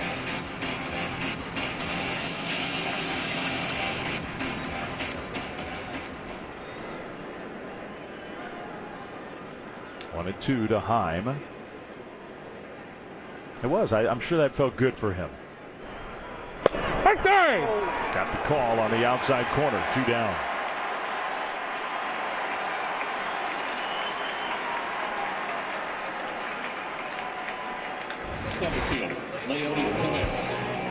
All with 2 outs, 5 hits, 2 of them left. 2 of them are still going on the little tracer.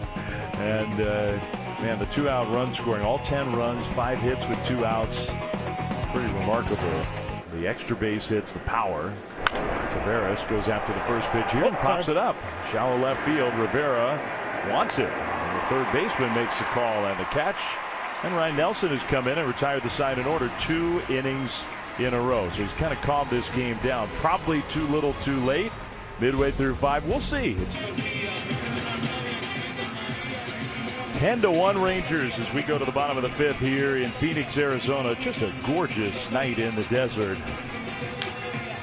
But the weather has been the highlight for the Diamondbacks. They just did not play well in the first 3 innings, and the Rangers, with their superstar Corey Seager in the middle of all of it, took advantage. Andrew Heaney stays in the game, so he'll have at least one more hitter, and who knows, maybe one more inning.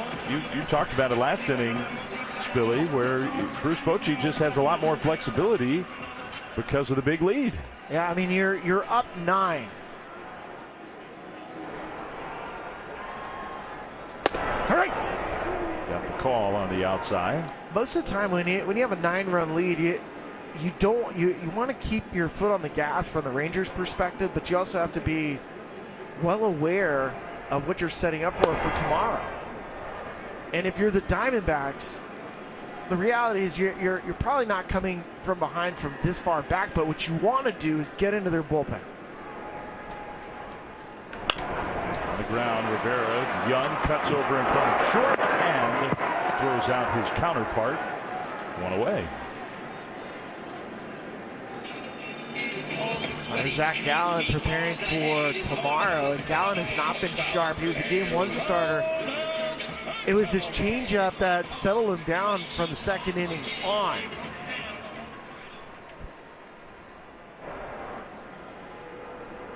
And I think you're right. I think Gallen now, sometimes, okay, you're the next day's starting pitcher. You want to sit back and watch the game, cheer on your teammates.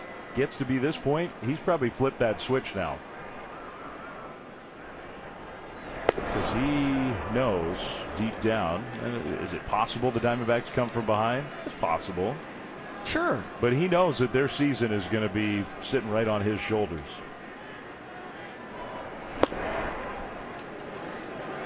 One and 2 to Perdomo.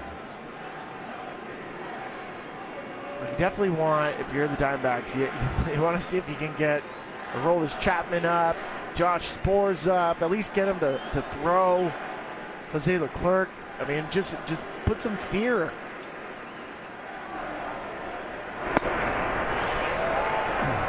That would be a real victory at this point if they got those pitchers into this game. And it's still possible.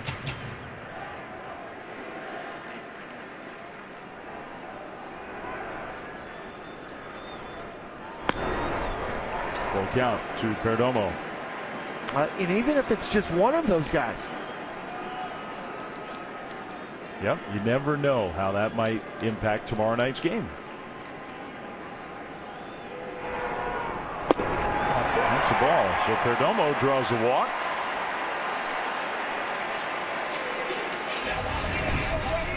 Michel Marte comes up, 2 more hits tonight.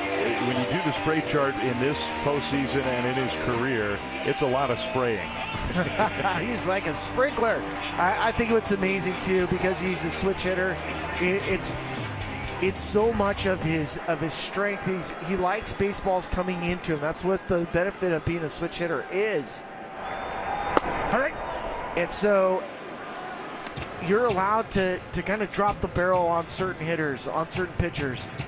It allows you to really almost have a leveraged matchup every single time you come to the plate.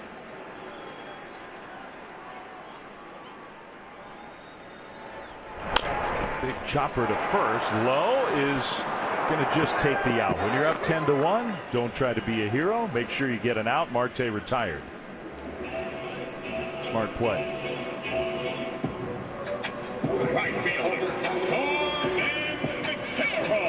Late game, tie game. You might spin around and try to get the lead runner. See if you can turn 2. Up 10-1, take the out. And even on a throw like that, there's usually not a very good throwing lane for a first baseman. It's not even worth it traditionally if you don't have a big lead. Corbin Carroll hits one foul.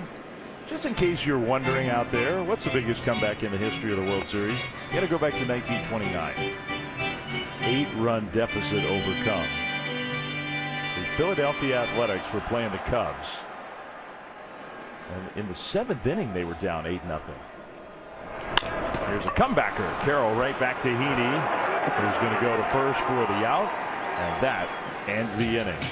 We'll go to the 6th with Texas up big, and after the break, we're going to join Fox and MLB for Stand Up to Cancer. We are just seconds away. Early innings were just awesome for the Texas Rangers, and Spilly, there was a couple little plays that really keyed it, including that wild pitch that got the scoring started. You don't think at the time that it's that big of a deal until you start seeing how much it leads to something else. So wild pitch, a walk to Tavares Jankowski, who's in there for Adolis Garcia, who's put on the IL. He's off the shelf for the Texas Rangers. You think the Diamondbacks might have a little advantage not seeing him in there, but no, it's not been the case.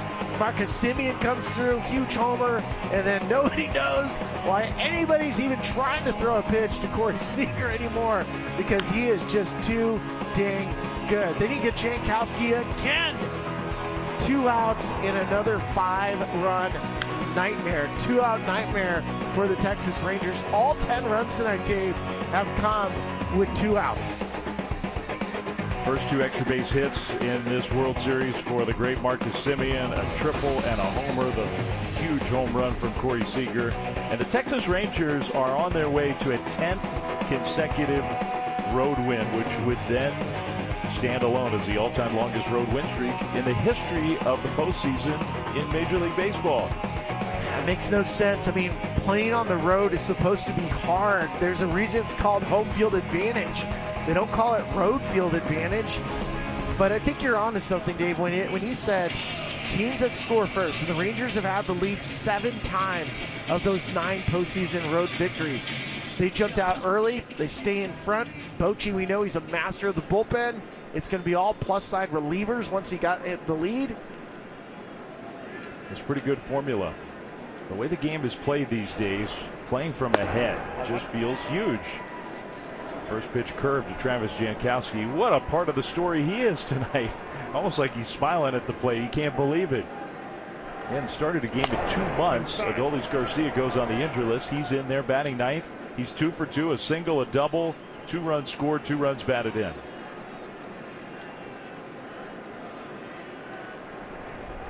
The Texas Rangers, by the way, forget postseason, have never had a 10-game road win streak, ever. And they've been around as the Texas Rangers for 51 years as a franchise.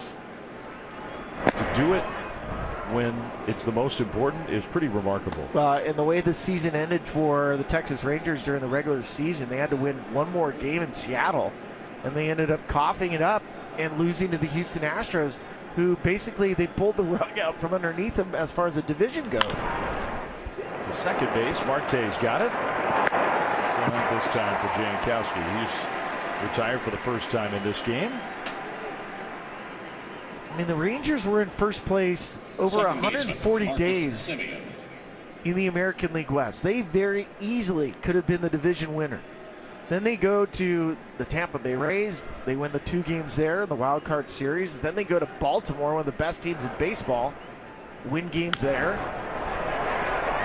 Who knew that it was to their advantage to not win the division? Moreno, nice play by him. He had room at the backstop and made the catch. It was to their advantage. Don't win the division. Go on the road. You'll love it on the road. Here comes Corey Seager. Okay, for all the other stuff, what's the main reason why they're 2 wins away from a world championship? This guy. Who has 2 thumbs and loves to hit homers in the postseason? Well, that would be Corey Seager. Putting together one of the all-time great playoff careers. All-time great. That's a fastball high.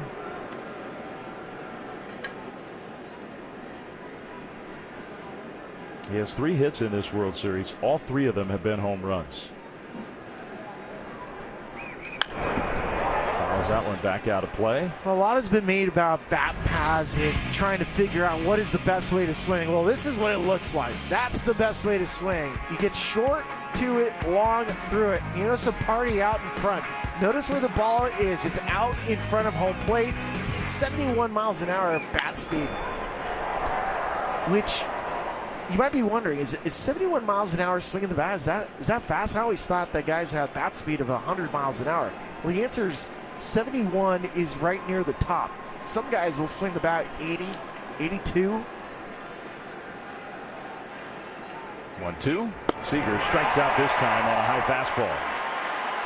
So Ryan Delson, since coming in, he has gone 9 up, 9 down. He has done a real solid job. However, he and the Diamondbacks offense need to get it going because midway through 6, they're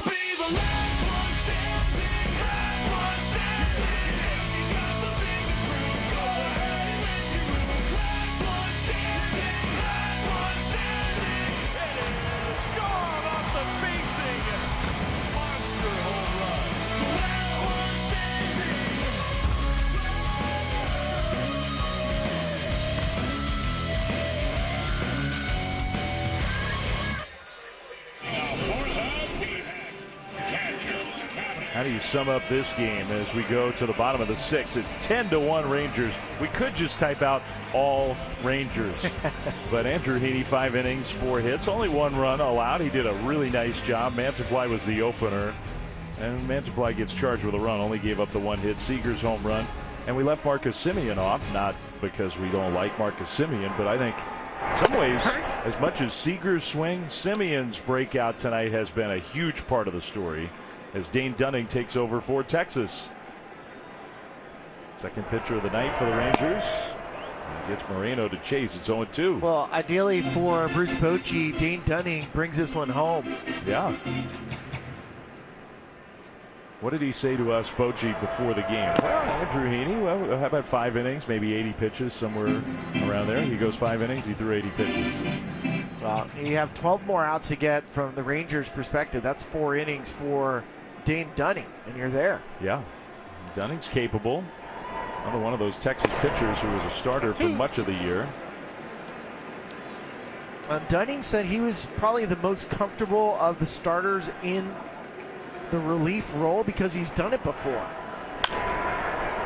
Well, John Gray hadn't done it before until this World Series, and he's been a star for the bullpen of the Texas Rangers. Dunning was coming out of the bullpen until Jacob deGrom got hurt, and then he got thrown into the starting rotation. He did such a good job. Moreno to third, Young throws him out. Rangers might not be here without the contributions of Dane Dunning during the regular season. Because for a while there's Billy, as great as Jacob deGrom may be the best pitcher in the game when he's healthy, as great as deGrom is, for a month Dane Dunning was doing a perfect deGrom impersonation. So now the bullpen is taken over. We might show those numbers again. Walker bounces it foul. Get the lead early when you're on the road. You get those first at bats, whether it's in the first inning or the first couple innings. Get a lead, hand the ball over to your bullpen, and they pitch like this. That's why they're 9-0 on the road.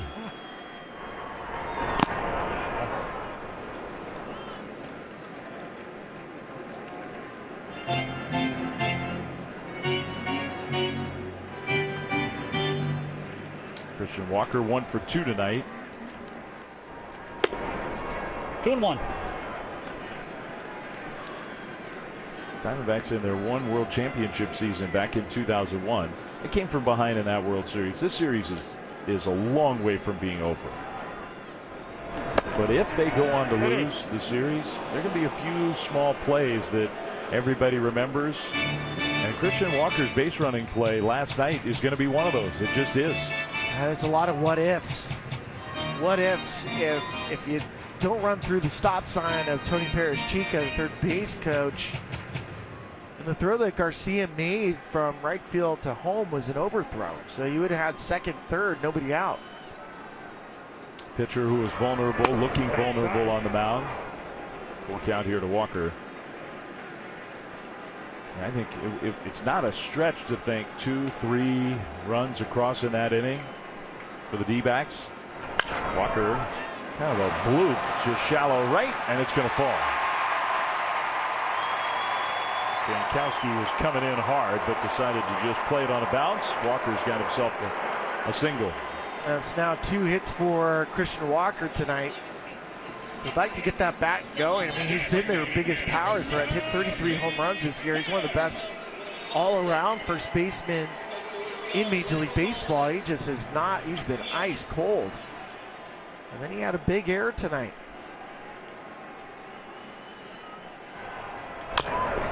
Chopped Right around home plate. Young, bare hand, not in time. Tommy Pham's got himself an infield hit.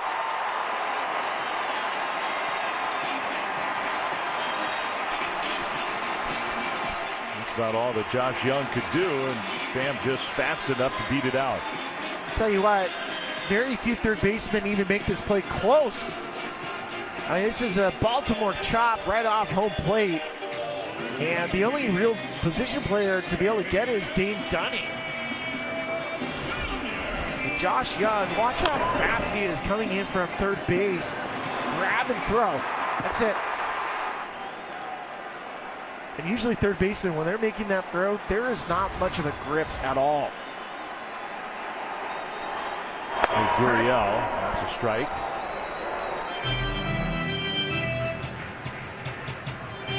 We said it in the fourth inning. If you want any chance for some history tonight, an historically great come from behind win, you got to have a big inning. Ball to ball, even though that might have been a strike, it was away from the target. It's 1-1. Yeah, it was just a big body move from Jonah Heim, which makes it really hard for David Rackley, tonight's home plate umpire, to call it. Gurriel on the ground towards short. Seager's got it to second one. Simeon to first. Double play. And the inning is over. So the Texas Rangers just keep making plays tonight. Whenever they get into a little bit of trouble, the defense helps their pitchers out. Another nice turn by those superstar middle infielders for Texas. Rangers still lead 10-1. New is presented by authority of the Office of the Commissioner of Baseball. It may not be reproduced or retransmitted in any form, and the accounts and descriptions of this game may not be disseminated without express written consent. A World Series in the desert for just the second time, 2001, and here in 2023. They had to wait a long time to get a World Series back here to Arizona after arguably the most dramatic World Series in baseball history in 2001. An incredible Game 7. Hasn't been quite the same feel here these last two nights. All Rangers tonight. 10-1 we go to the 7th.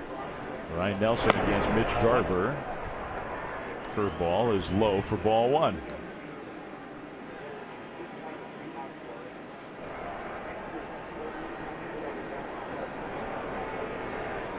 All right. That's a strike. Speaking of the Commissioner of Baseball, you heard that disclaimer we just read, all the legalese. I specialize in legalese. I don't know if you knew that. But you spoke with the Commissioner the day before the game. Yeah, I spent a lot of time with him. We were interviewing him for SiriusXM, and what was pretty impressive about Commissioner Rob today, he's very proud of the product on the field.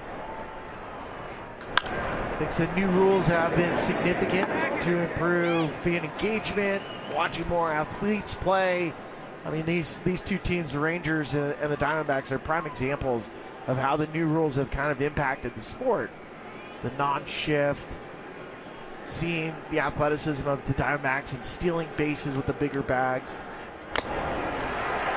Nelson gets Garver to chase up high, a fastball for strike three. Time of game this year, last year averaged 3 hours 5 minutes, this year 2 hours 40 minutes. Huge difference. Runs per game were up, steals per game were up by almost a half a steal per game. Cody Bradford, left-hander, up in the Texas bullpen. So that's kind of interesting. Maybe Dane Dunning only goes one tonight for Texas. That's ball one to Evan Carter. It could be just because he wants to save him for tomorrow. Yep. But I think back to the point you were making, the commissioner should be proud. The game on the field, really, really a great year for baseball. And the fans showed up. We saw close to a 10% attendance increase, which is the largest increase in decades. Carter, right back to Ryan Nelson, who just mowing him down.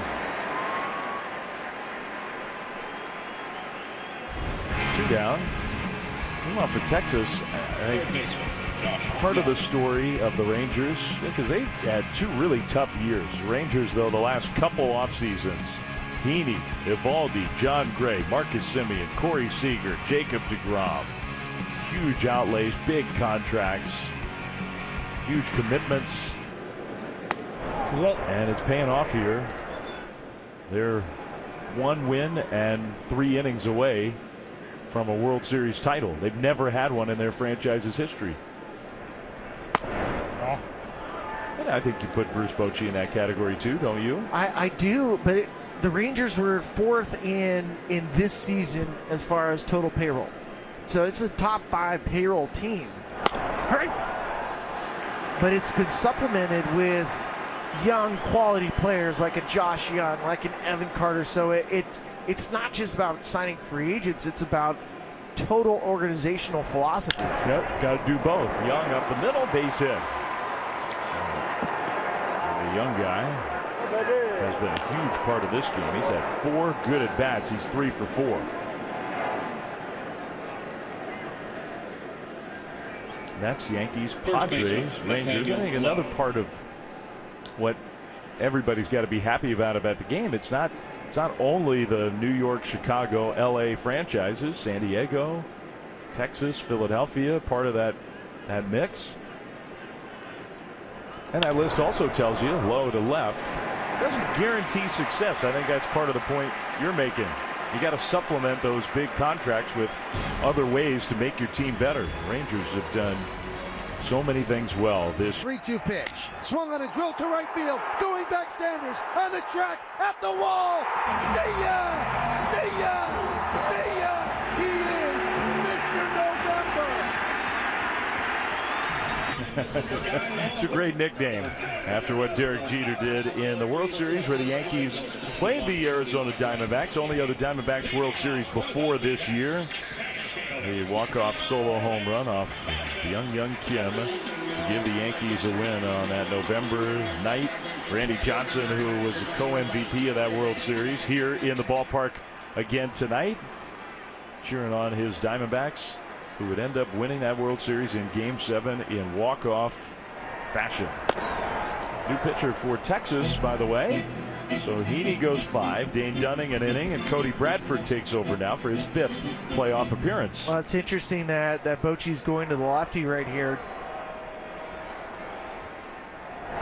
Oh, I'm good.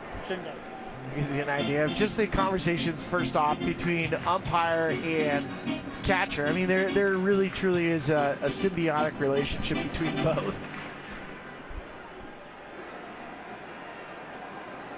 Partners in this game in so many ways. That is a swing and a miss for strike 2 to Thomas. Well, with Bradford, I thought maybe with Dunning, if you got him two pitchers to get you 9 innings, you're set up for Bradford possibly tomorrow. A certain left-on-left matchup. But Bochy doesn't care. He'll use it tomorrow no matter what. Yeah, and you got another off day after tomorrow, so trust that whoever pitches tonight would be just fine to go back-to-back tomorrow. Meanwhile, for the Diamondbacks, you and I have a few more innings to talk about this, but they're going to have to dig deep. We saw them do it after Game 1. Game 1 was a tough one.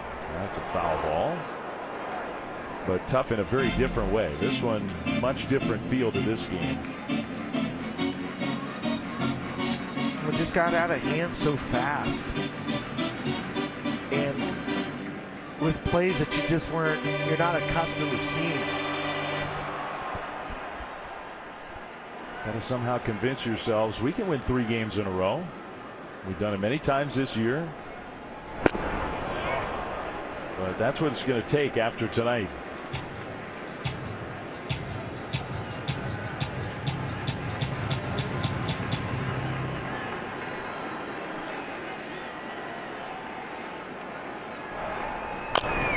Fouled it off his foot. Ouch.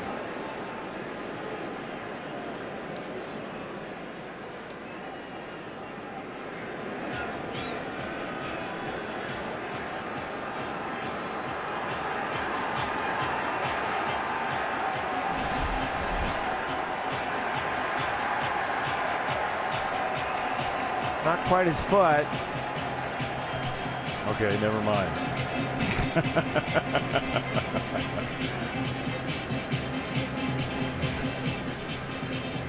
No? You usually get a little extra time on that one. Yeah, everybody understands.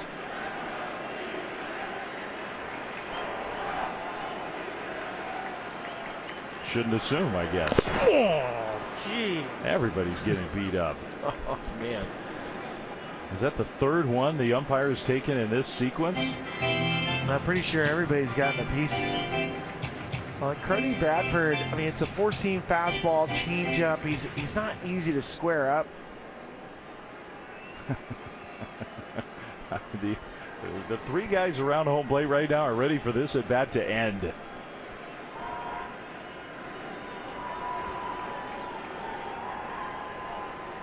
Two. And it does end with strike three swinging.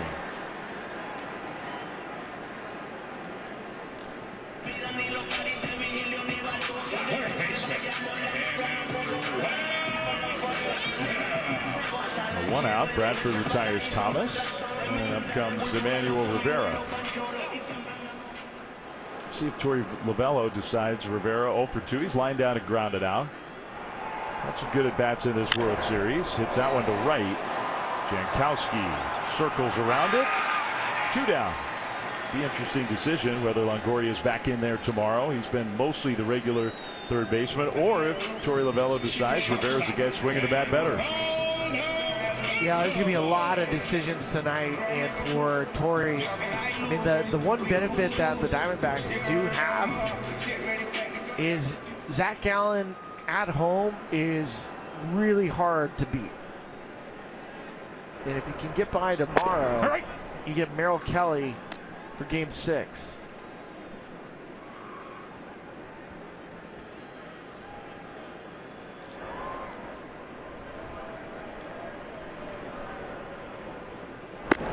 To Perdomo. If I were the Diamondbacks, I'd be leaning hard into that. Hey, we got two guys we trust as much as anybody in the game. A 1-2 punch that can match up with anybody.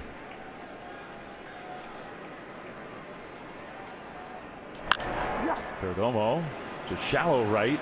Simeon sprinting. Jankowski coming over. And look out. Simeon goes down and the ball was caught. What a catch. Jankowski caught it. Simeon collided with him, and he got up quickly. And baseball's current Iron Man looks to be okay. I guess that's how you play 800 games in a row, or whatever it is. Man, that could have been scary. Simeon survived the tumble, and Jankowski came up with a ball. What a play.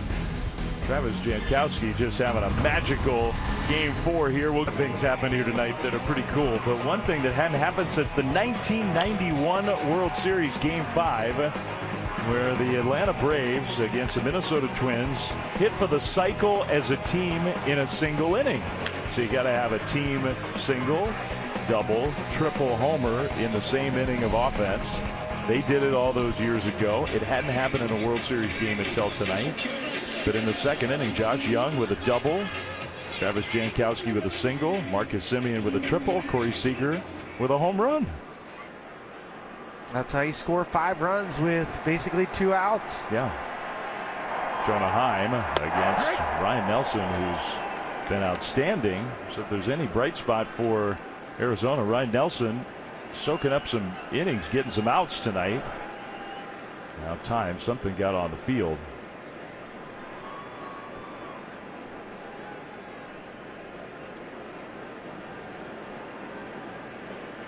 5-run second and a 5-run third. All the offense concentrated into those 2 innings.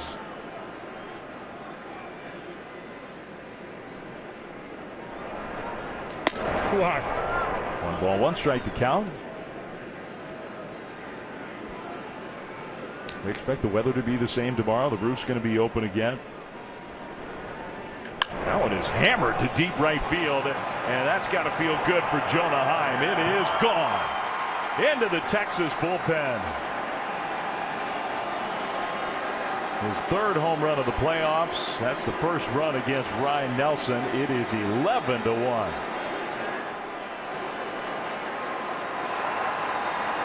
He's such an important part of this team. He hasn't been hitting in the World Series.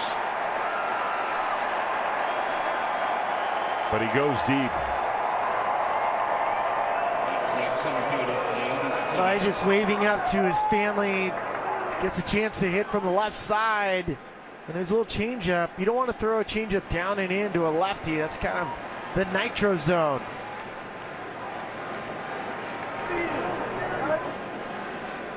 Third home run of the game for Texas. There it is, that down and in. You saw it leak out. And that has to feel amazing. He's been one of the best players for the Rangers. He's definitely been one of their MVPs for the full season. And he hit it into the bullpen where one of his teammates could get the ball for him. He's going to have a World Series home run ball as a souvenir. That's good planning. Strike two, Tavares. He's 0 for 2 with a walk.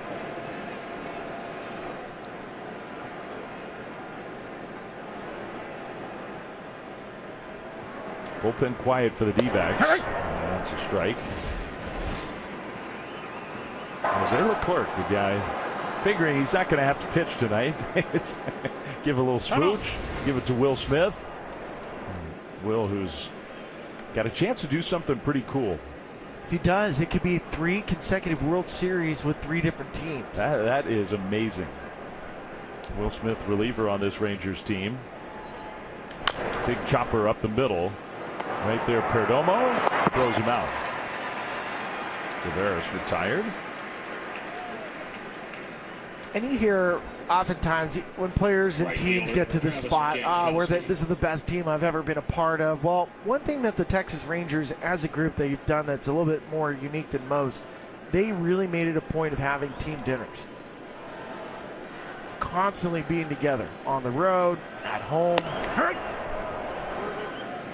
Yeah, Will Smith's been a big part of that. He's a veteran guy who's a really good presence in the clubhouse. Travis Jankowski, so fun to talk to him. He's just got a great personality.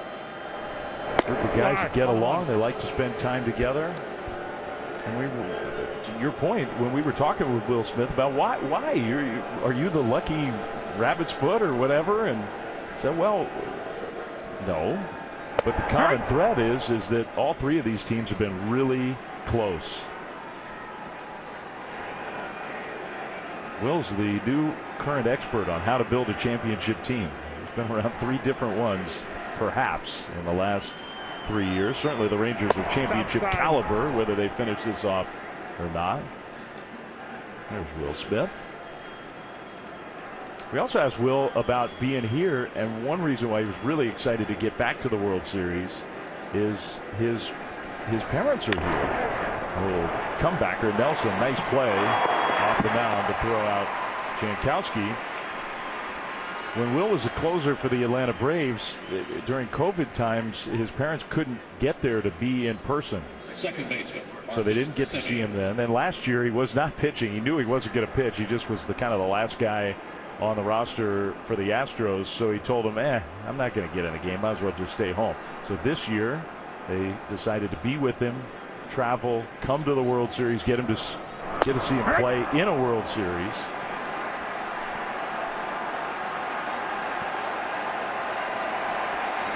Marcus Semien takes a strike. Attention fans, the Arizona Diamondbacks in Major League Baseball remind you that fans are not permitted to throw objects of any kind onto the field. Fans violating these rules are subject to ejection, fines, or even arrest.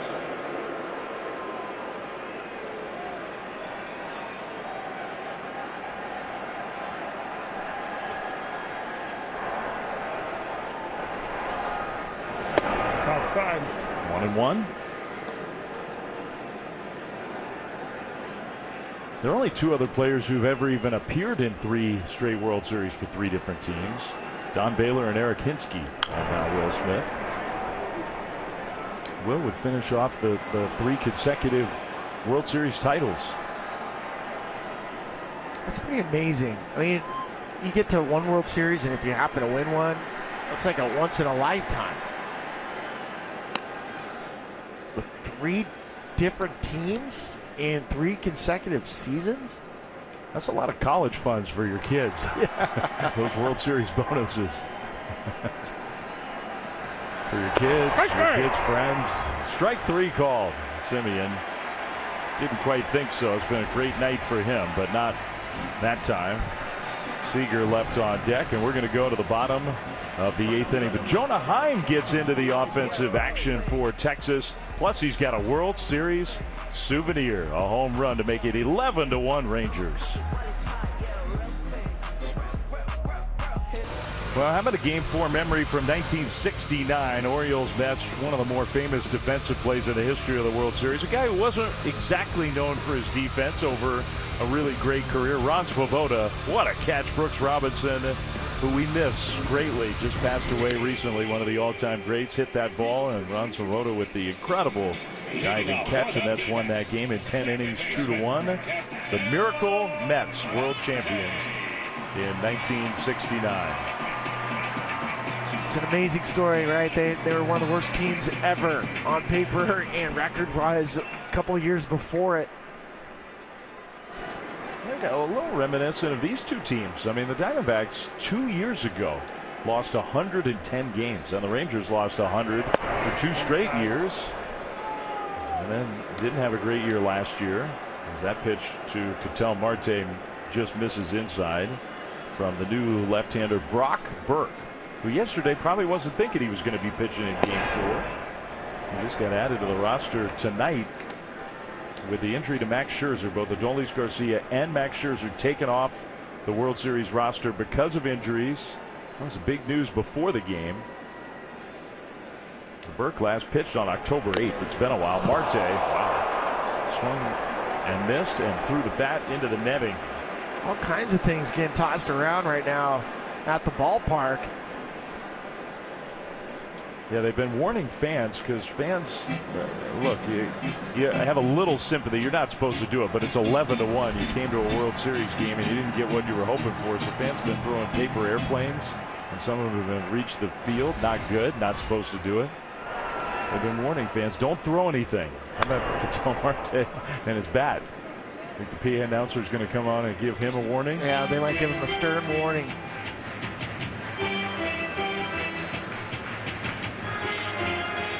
Not throw any objects on or off the field. 2 more hits tonight for Ketel Marte to extend his all-time baseball record playoff hit streak. That one is to center field. Taveras has room out there. 1 away.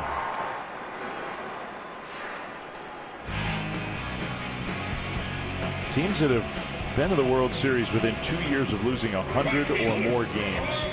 The Braves in 1914, the Red Sox in 67, the Mets in 69, the Rays in 2008, and in this World Series, 2 more additions to that list. The Rangers and Diamondbacks both lost 100 plus in 2021.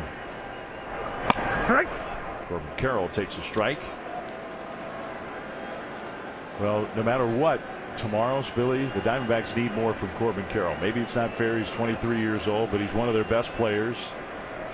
And he's struggling at home in these playoffs. Hits that one and past the range of Corey Seager, who just couldn't get there. Carter kind of kicked it for a moment, but Carroll will stop it first with a 1-out single. Well, you ask and you shall receive. And in the case of Corbin Carroll, I mean, tonight it's been virtually every single one of his at-bats has been against a left-handed pitcher. Tomorrow will be Nathan Eovaldi for the Rangers. Doesn't look like Seager got a good read off that bat, but it doesn't matter. Seager's been so fantastic.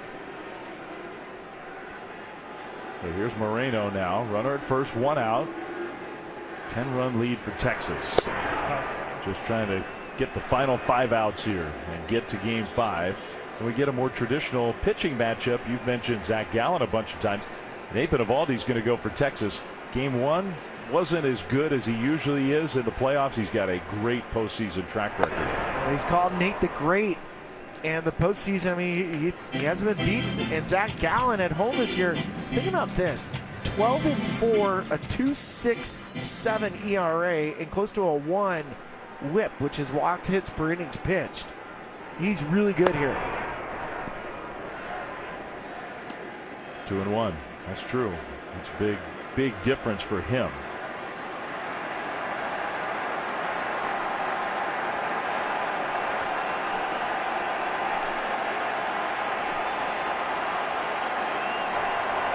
Was lined and over the leap of Seager into left center field. Moreno's got a hit.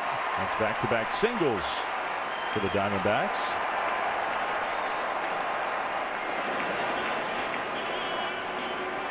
Well, you can't give up on a game like this. You want to just keep.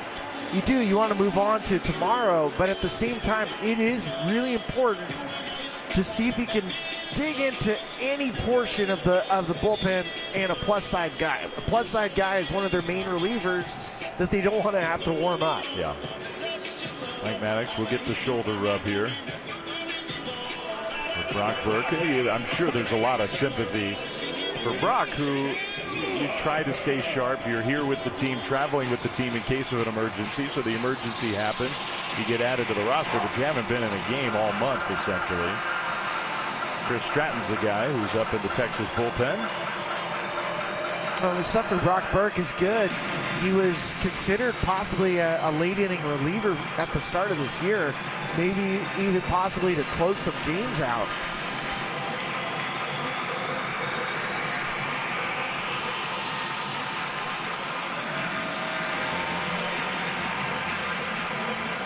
One last gasp, and many of these Diamondbacks fans have stuck around. 2 on, 1 out. Christian Walker takes a ball. Walker's got 2 hits tonight. He's definitely been swinging the bat much better these last few games after a long stretch. And we're talking almost the whole postseason where he did not look like himself.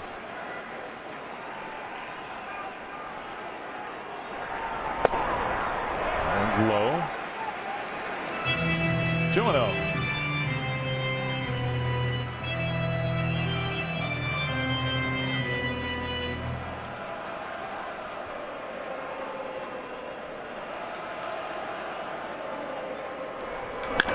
Lined into left field. Another hit for the D-backs. Stop sign for Carroll just because of the score. So he'll go to third and hold on there. The bases are loaded.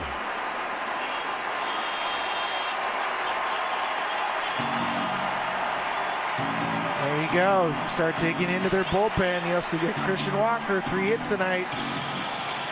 Don't want to see him get hot. So Burke's going to give the ball up. Bruce Bochy out to make the pitching change.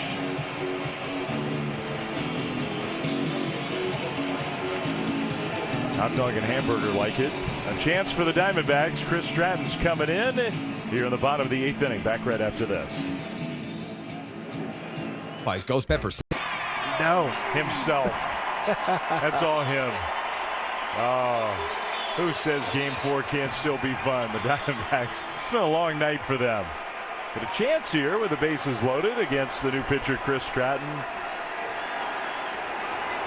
That guy's having a good time out by the pool. Tommy Pham takes the ball. Well, you have the bases loaded and a ground ball pitcher in Chris Stratton. Now, they've had a couple of twin killings tonight, double plays that kind of just killed the inning. They can't afford one right now. This is the 3rd chance for maybe a big inning that the Diamondbacks have generated tonight. Tommy Pham's always been a good hitter with the bases loaded. Part of that is he just controls the strike zone. Pressure on the pitcher here, Stratton. It's 1-1. Swings and misses. He chased. Good changeup from Stratton. On the season, Stratton did have 7 induced ground ball double plays. Chris Stratton's been around a long time. 1-2. This is low. Tommy Pham's 8 for 16 in this World Series with a home run. He's got 4 extra base hits. D-backs could use one right here. That's a foul. Still 2-2. If he hit that pitch, that's a tailor-made ground ball double play. It just gives you an idea of how much movement Stratton gets, and it's late. You know, the late movement is a true separator for ground ball pitchers. A lot of it has to do with spin rates.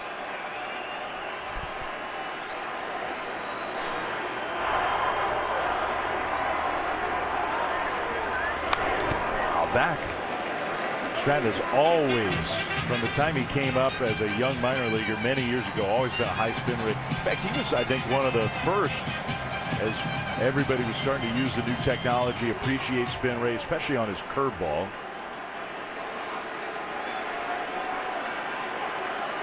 Van battling. 2-2. Big chopper foul. I'm seeing a lot of pitches here against Stratton.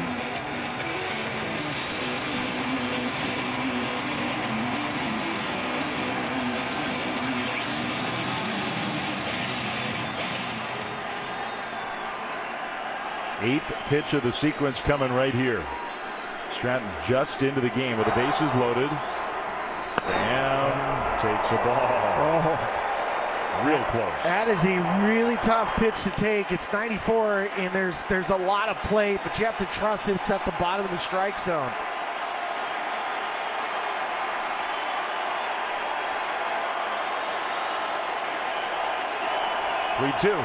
Bam, fouls it away again. A good lash at that one. That was another pitch down. He had a good eye. He knew that one was too close to take, so he fouled it away. This is the loudest the crowd has been, and they're down 10 runs. Yeah. Kind of cool. 10th pitch of the at-bat here. Another 3-2. Pham lines it to right. Jankowski, though, is there to make the catch. Tagging from third, Carroll. He'll come in to score. Tagging from second base is Moreno. He goes to third. That was a really great at-bat from Tommy Pham. Different game situation. You give him all kinds of high fives. When you're down 10 runs, you probably need more than a sac fly, but that was a good battle. He'll take it. He'll take it because oftentimes the next hitter might get a worn-out pitcher. He might miss a spot. Chris Stratton, whose fastball still has a much higher than average spin rate.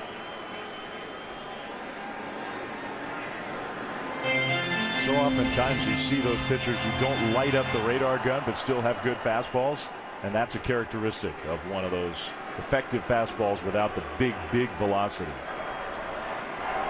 Gurriel, wild swing and miss on a first pitch curve.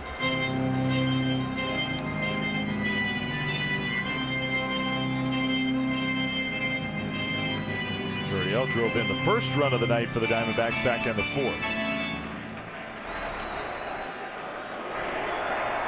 2 on, 2 out, 1 run in. Gurriel drives one to deep left. It is gone.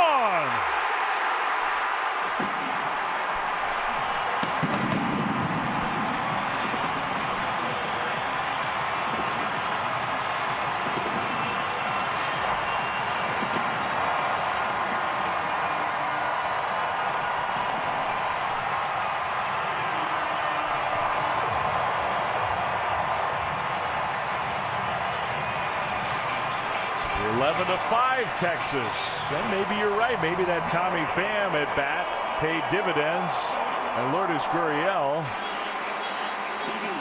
takes Chris Stratton deep for a 3-run homer. There's Alec Thomas. That's a curveball for a strike. Well, I always think it's important for teams when you continue to get chances with base runners to finally come through. You're not expecting a 3-run shot, but you'll take it. Thomas swings and misses. It's 0-2.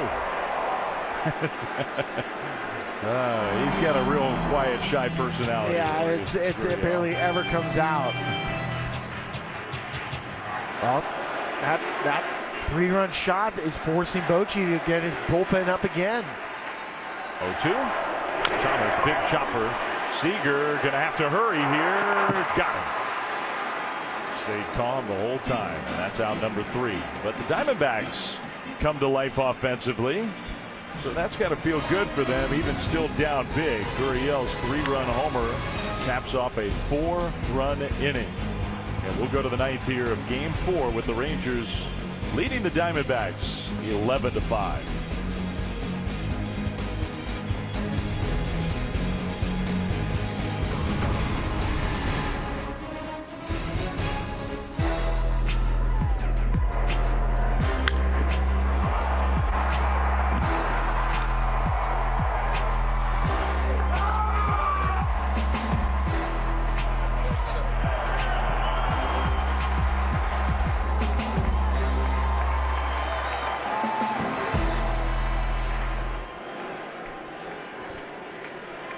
Halloween night in Phoenix for Game 4 of this World Series. Corey Seager doing it again. Drives one out toward right center field. One hop and up into the pool deck. Corey Seager. He plays baseball like he's on vacation. Nothing bothers the guy. Oh, man, and our favorite dancer got the ball. That's our guy, huh? I didn't recognize him at first without his jersey on and his swim cap. He went in the pool without. Why are you wearing a swim cap if you take it off when you go in the pool? I don't get it, and time again as I'm watching Corey Seager, I mean, you're not going to walk Corey Seager, but he just jumps on a first pitch. This guy's as hot as I've seen a hitter. I mean, this is scorching hot. I think that was our dancer, wasn't it? It was. All right. He's living his best life out by the pool. Mitch Garver takes a strike from Ryan Nelson. Josh Smith takes over as a runner for Seager. So Corey Seager out of this game.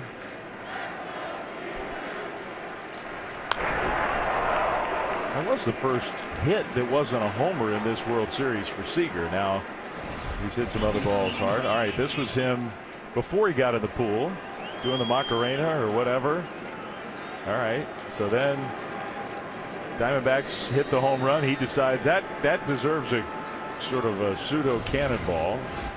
He jumped in, and then 1-2. They flip over to the next half inning, and he got a souvenir. He found the ball. Yeah. After it bounced over the wall. The baseball gods will reward good fans. Yes. He went around. That's strike 3. So Mitch Garver strikes out swinging. Well, how about the job Ryan Nelson has been able to do for the Diamondbacks? He's picked up now 5 in the third. Now you start, again, like there's a lot of second guessing on a game like this when you use a bullpen and you don't get the results in the first 3 innings. It's 10-0. And then you see a start, a really kind of relief appearance of 5 innings from a starter. Saalfrank is going to be the guy now, a lefty, but yeah, Ryan Nelson deserves a big ovation. I think he'll get a big ovation. Did a great job tonight. 5 1/3 innings of relief in a World Series game. 11-5. Pitching change back right after this. 11-5 Texas, 9th inning, and Andrew Saalfrank takes over on the mound for Arizona. The 6th pitcher of the game, and he hits Evan Carter. That one got a piece of his hand. Also hit part of the bat, but his first pitch, I don't think that was a fake reaction from Evan Carter. And now the Rangers trainer and Bruce Bochy coming out to check on the 21-year-old. Texas is running out of players now. Torey Lovello wants them to review that.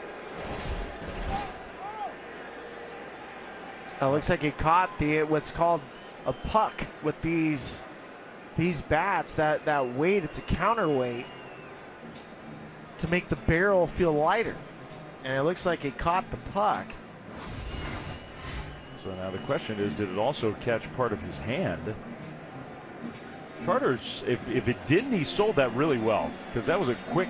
Usually I just trust like the immediate quick reflex reaction. How about we just listen?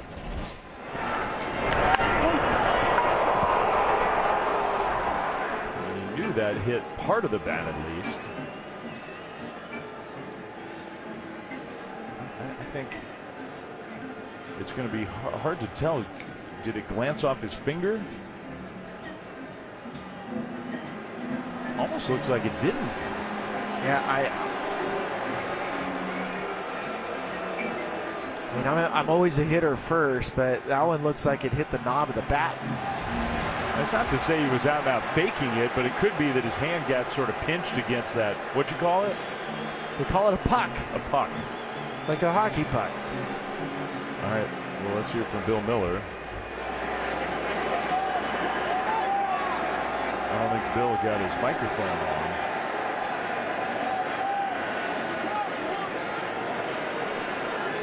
I think he said the call on the field stands. Okay. Diamondbacks fans didn't hear it, and now that they see Carter is standing at first base, now they're booing.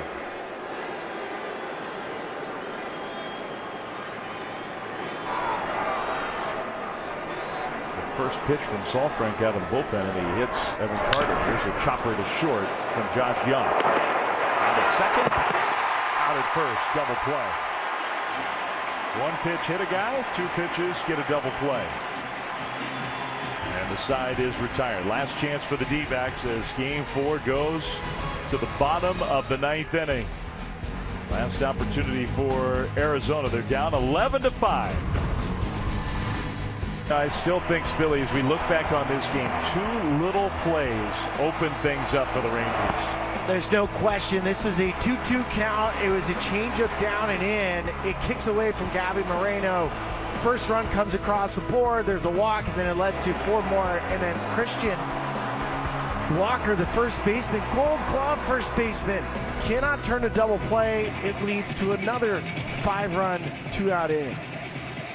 So, you know, it's funny. You look back on the way this game played out, and 11 runs are on the board, home runs, extra base hits. You'd think a blowout, but 2 small moments, big influence on the way this game was played. Will Smith, we were pumping him up a couple innings ago, is going to come in. We're going to have a pitching change before the bottom of the 9th. So Will Smith takes over. It's 11-5 Texas, 3 outs away from a World Series victory. Seager, he takes over at shortstop. Then the D-backs sent Pavin Smith up as a pinch hitter, and Bruce Bochy countered by bringing Will Smith into the game. So Smith at short, Smith the pinch hitter, Smith the pitcher, and now Smith the pinch hitter gets pulled for Jordan Lawler, who will hit against Will Smith. No problem. Got it easy peasy. And for Will Smith, I mean, he was the closer earlier in the year for the Texas Rangers. Yes. And then lost that role as he was ineffective. Still been an important part of this team. Meanwhile, Jordan Lawler is 21 years old. He's only had 1 at-bat in the postseason. He's kind of just been along for the ride. Cool experience for him as he takes a strike. You know, really big-time talent. They think he's got a chance to be a very good player. Will Smith, 3rd player to appear in 3 straight World Series for 3 different teams. Atlanta, Houston, now Texas. Trying to win 3 championships in a row. Bounces that one. And you're right, Billy. He was the closer for a long while. He had 22 saves. 22 saves and 27 save opportunities. So 5 blown saves in there. But he's always had a phenomenal slider. He's got 2 breaking balls that are similar. A curveball and then that sort of the wipeout pitch, the slider. On the ground, foul.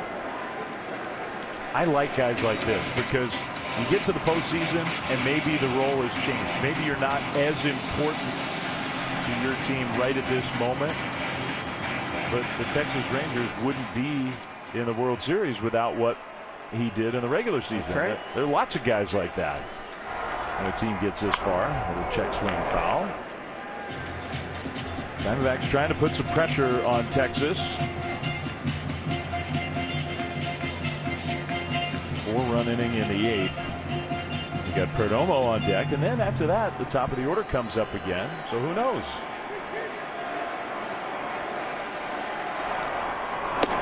This is high. 2-2.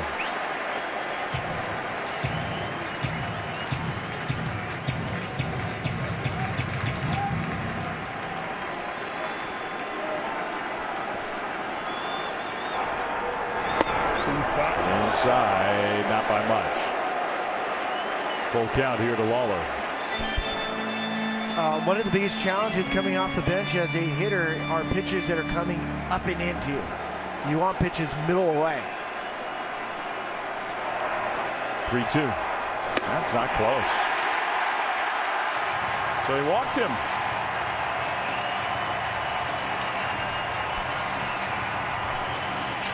There's so many different nicknames for this Diamondbacks team. They call them the Answer Backs, the Never Say Diamondbacks. Snakes alive, and for the crowd that's still remaining, it's still big. They're feeling some sort of rally. Sometimes it can be hard to get the rally cap going with your Halloween costume, but they believe here that somehow the Diamondbacks can come from behind. Well, that's because they've seen it. It's one of the best teams in baseball with come from behind victories. 0-1 to Perdomo. He hits that one out towards right center field. That's going to be a hit. Lawler around second, heads for third. So the Diamondbacks, here they come. 2 on, nobody out.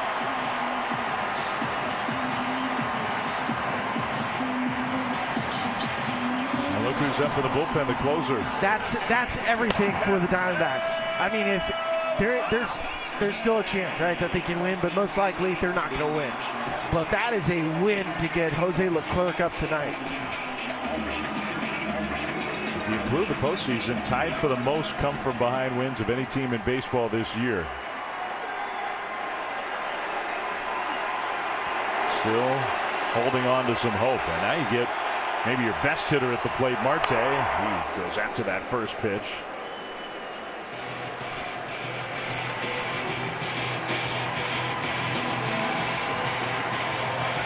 We still have 6 runs from Texas's position, but it's uncomfortable. This is not a comfy 6-run lead. No. Marte swings and misses. That slider, it's 0-2.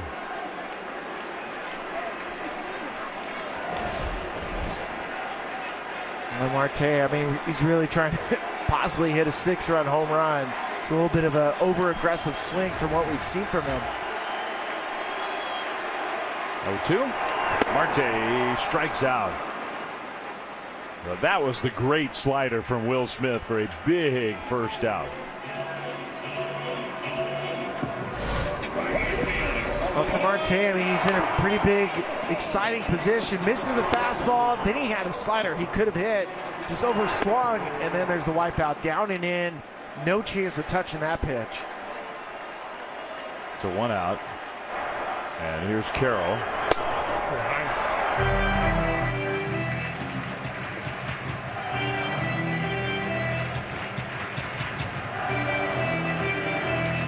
Base hit his last time up, and that started the 4-run 8th inning.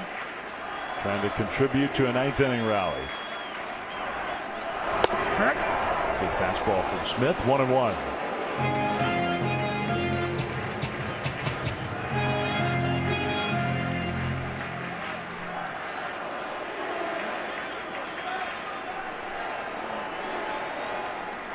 There goes Perdomo from first. Carroll swings and misses over top the slider. He's got a better feel now for that slider. It's 1-2. Well, once he starts feeling it and he's able to land it, now he can manipulate it any way he wants. The Diamondbacks tonight 2 for 8 with runners in scoring position. The Rangers 4 for 10. They're equal on hits. They both have 11. 1-2. Big chopper foul.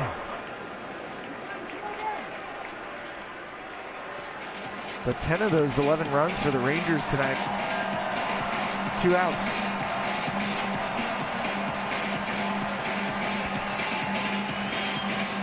Carroll is working hard to get better left on left.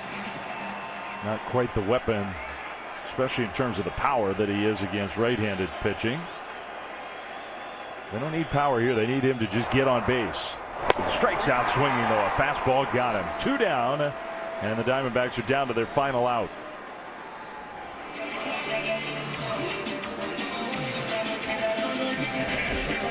Oh, Will Smith, he showed him the good slider, and then he goes fastball, and he missed location. I mean, that's not where he wants it. The Diamondbacks have only struck out 6 times tonight. Back-to-back strikeouts, and Bruce Bochy's he's going to make a move. So Will Smith, I'm sure he was thinking he was going to get a chance just to finish off this game. He gave up the walk and the hit. He gets a couple of strikeouts. This is how Bochy manages in the playoffs. You take nothing for granted. You don't worry about ripple effects, and tomorrow, Jose Leclerc, you figure you're going to need him tomorrow? Okay, well, we got to make sure nothing crazy happens here. So the closer is coming in for the Rangers with 2 on and 2 out. Rangers 1 out away from a victory. Ryan Spilborghs, this was kind of your goal when the Diamondbacks fell behind big early in the game. See if you can come from behind and at least get one of the high leverage guys in the game, and they've gotten the Rangers closer in. Well, and at a minimum, if Gabby Moreno gets a chance, I mean, you're trying to have your best players see their best relievers, and here's a chance for Gabby Moreno to see Jose Leclerc, even in a game that's a bit still lopsided. They're down 6 runs. That's not how Bruce Bochy typically thinks in the playoffs. You got to get the final out, and I'm with Bochy. I'd much rather see somebody manage with a sense of urgency versus being too passive. I would say it's worked for him in his playoff career. But Leclerc also needs to do his part. He's missed with his first 2 pitches to Winona Moreno. 1 out away from the Rangers taking a 3-1 lead. There's a strike. So Moreno saw Leclerc last night. So this is back-to-back nights that he's seen him. And you know, if the Rangers have a chance to close out the World Series tomorrow, you could see him 3 nights in a row. It's an advantage for a hitter. Foul away, and the Diamondbacks are down to their final strike. A very controversial moment in the 9th inning of last night's game in a safe situation where that 3-1 pitch was called a strike instead of ball 4, and Moreno ended up grounding out instead of a walk to start that inning. 2-2. On the ground, up the middle, base hit into center field. And that's going to score 2 runs. Lawler's in, Perdomo's in.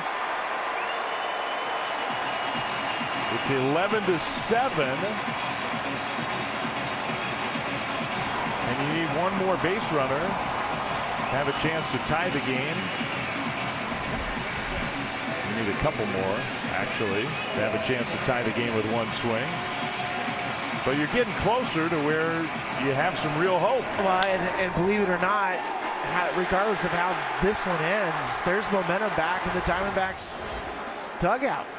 Yep. Walker went around. Strike 1.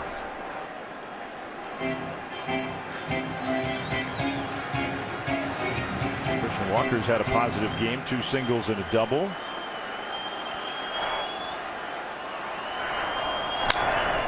Foul back 0-2. Maybe something to build on for Torey Lovullo. Bruce Bochy not worried about that. He just wants the final out. Final strike, final out.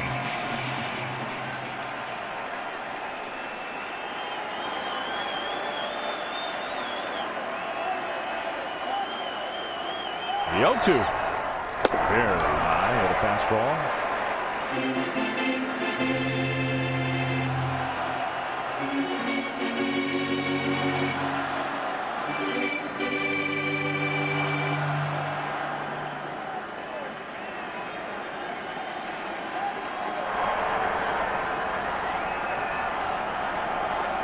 One-two pitch. Also high. 2-2.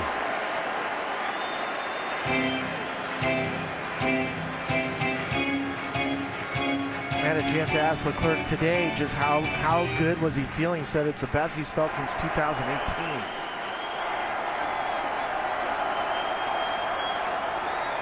Walker pops it up.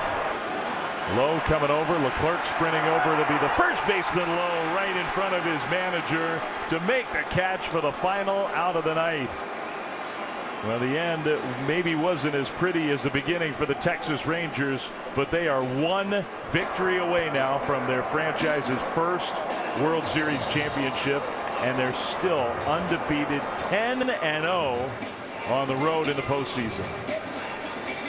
And you're just not going to ever see a run like this. It's so historic that it doesn't even seem right. As somebody that's been around this game for a long time, I am not accustomed to seeing a team go the entire time of the postseason into hostile territory and win games consistently. You saw that graphic. Teams who win and are up 3-1 go on to win the vast majority of the time. It doesn't happen every time, though. Series not over, but the Texas Rangers are 1 win away from a World Series championship. The most runs they've ever scored in a playoff game is 15. Second most tonight, 11. The offense in the early innings, especially Spilly, was just explosive. I think a couple of miscues from the Diamondbacks really backfired on one of the league's best defensive teams. They made 2 mistakes early. It ended up being all of it. It ended up being the full dinner. Cost them basically the series when you consider the second and third inning. So I'm sure they're going to be thinking about that for Texas. A night to get some rest and get steeled for a chance to win a title tomorrow night here in Phoenix. Halloween, the fans were ready, but the Rangers took those fans out of the game early. Ketel Marte thrown out trying to steal. The Rangers defense was good, and plus they have Corey Seager on their side. What a postseason for him.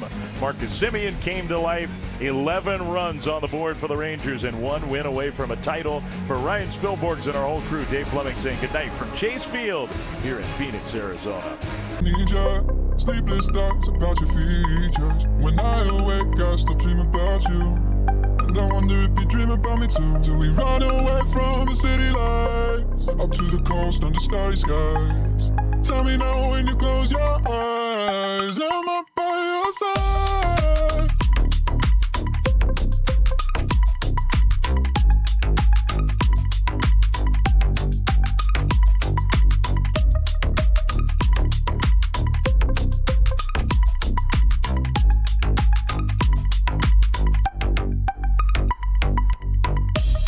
Go by when I need you. Sleepless thoughts about your features. When I awake, I still dream about you. And I wonder if you dream about me too. Till we run away from the city lights, up to the coast under starry skies. Tell me now when you close your eyes, am I by your side?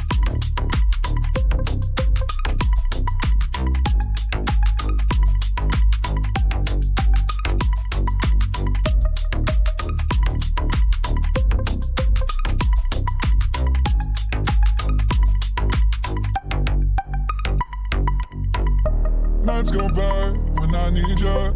Sleepless thoughts about your features. When I awake, I still dream about you.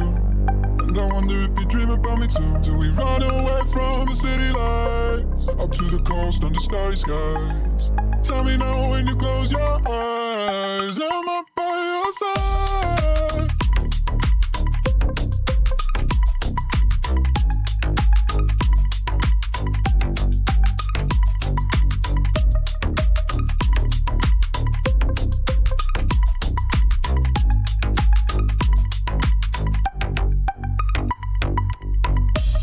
Go by when I need you. Sleepless thoughts about your features. When I awake, I still dream about you.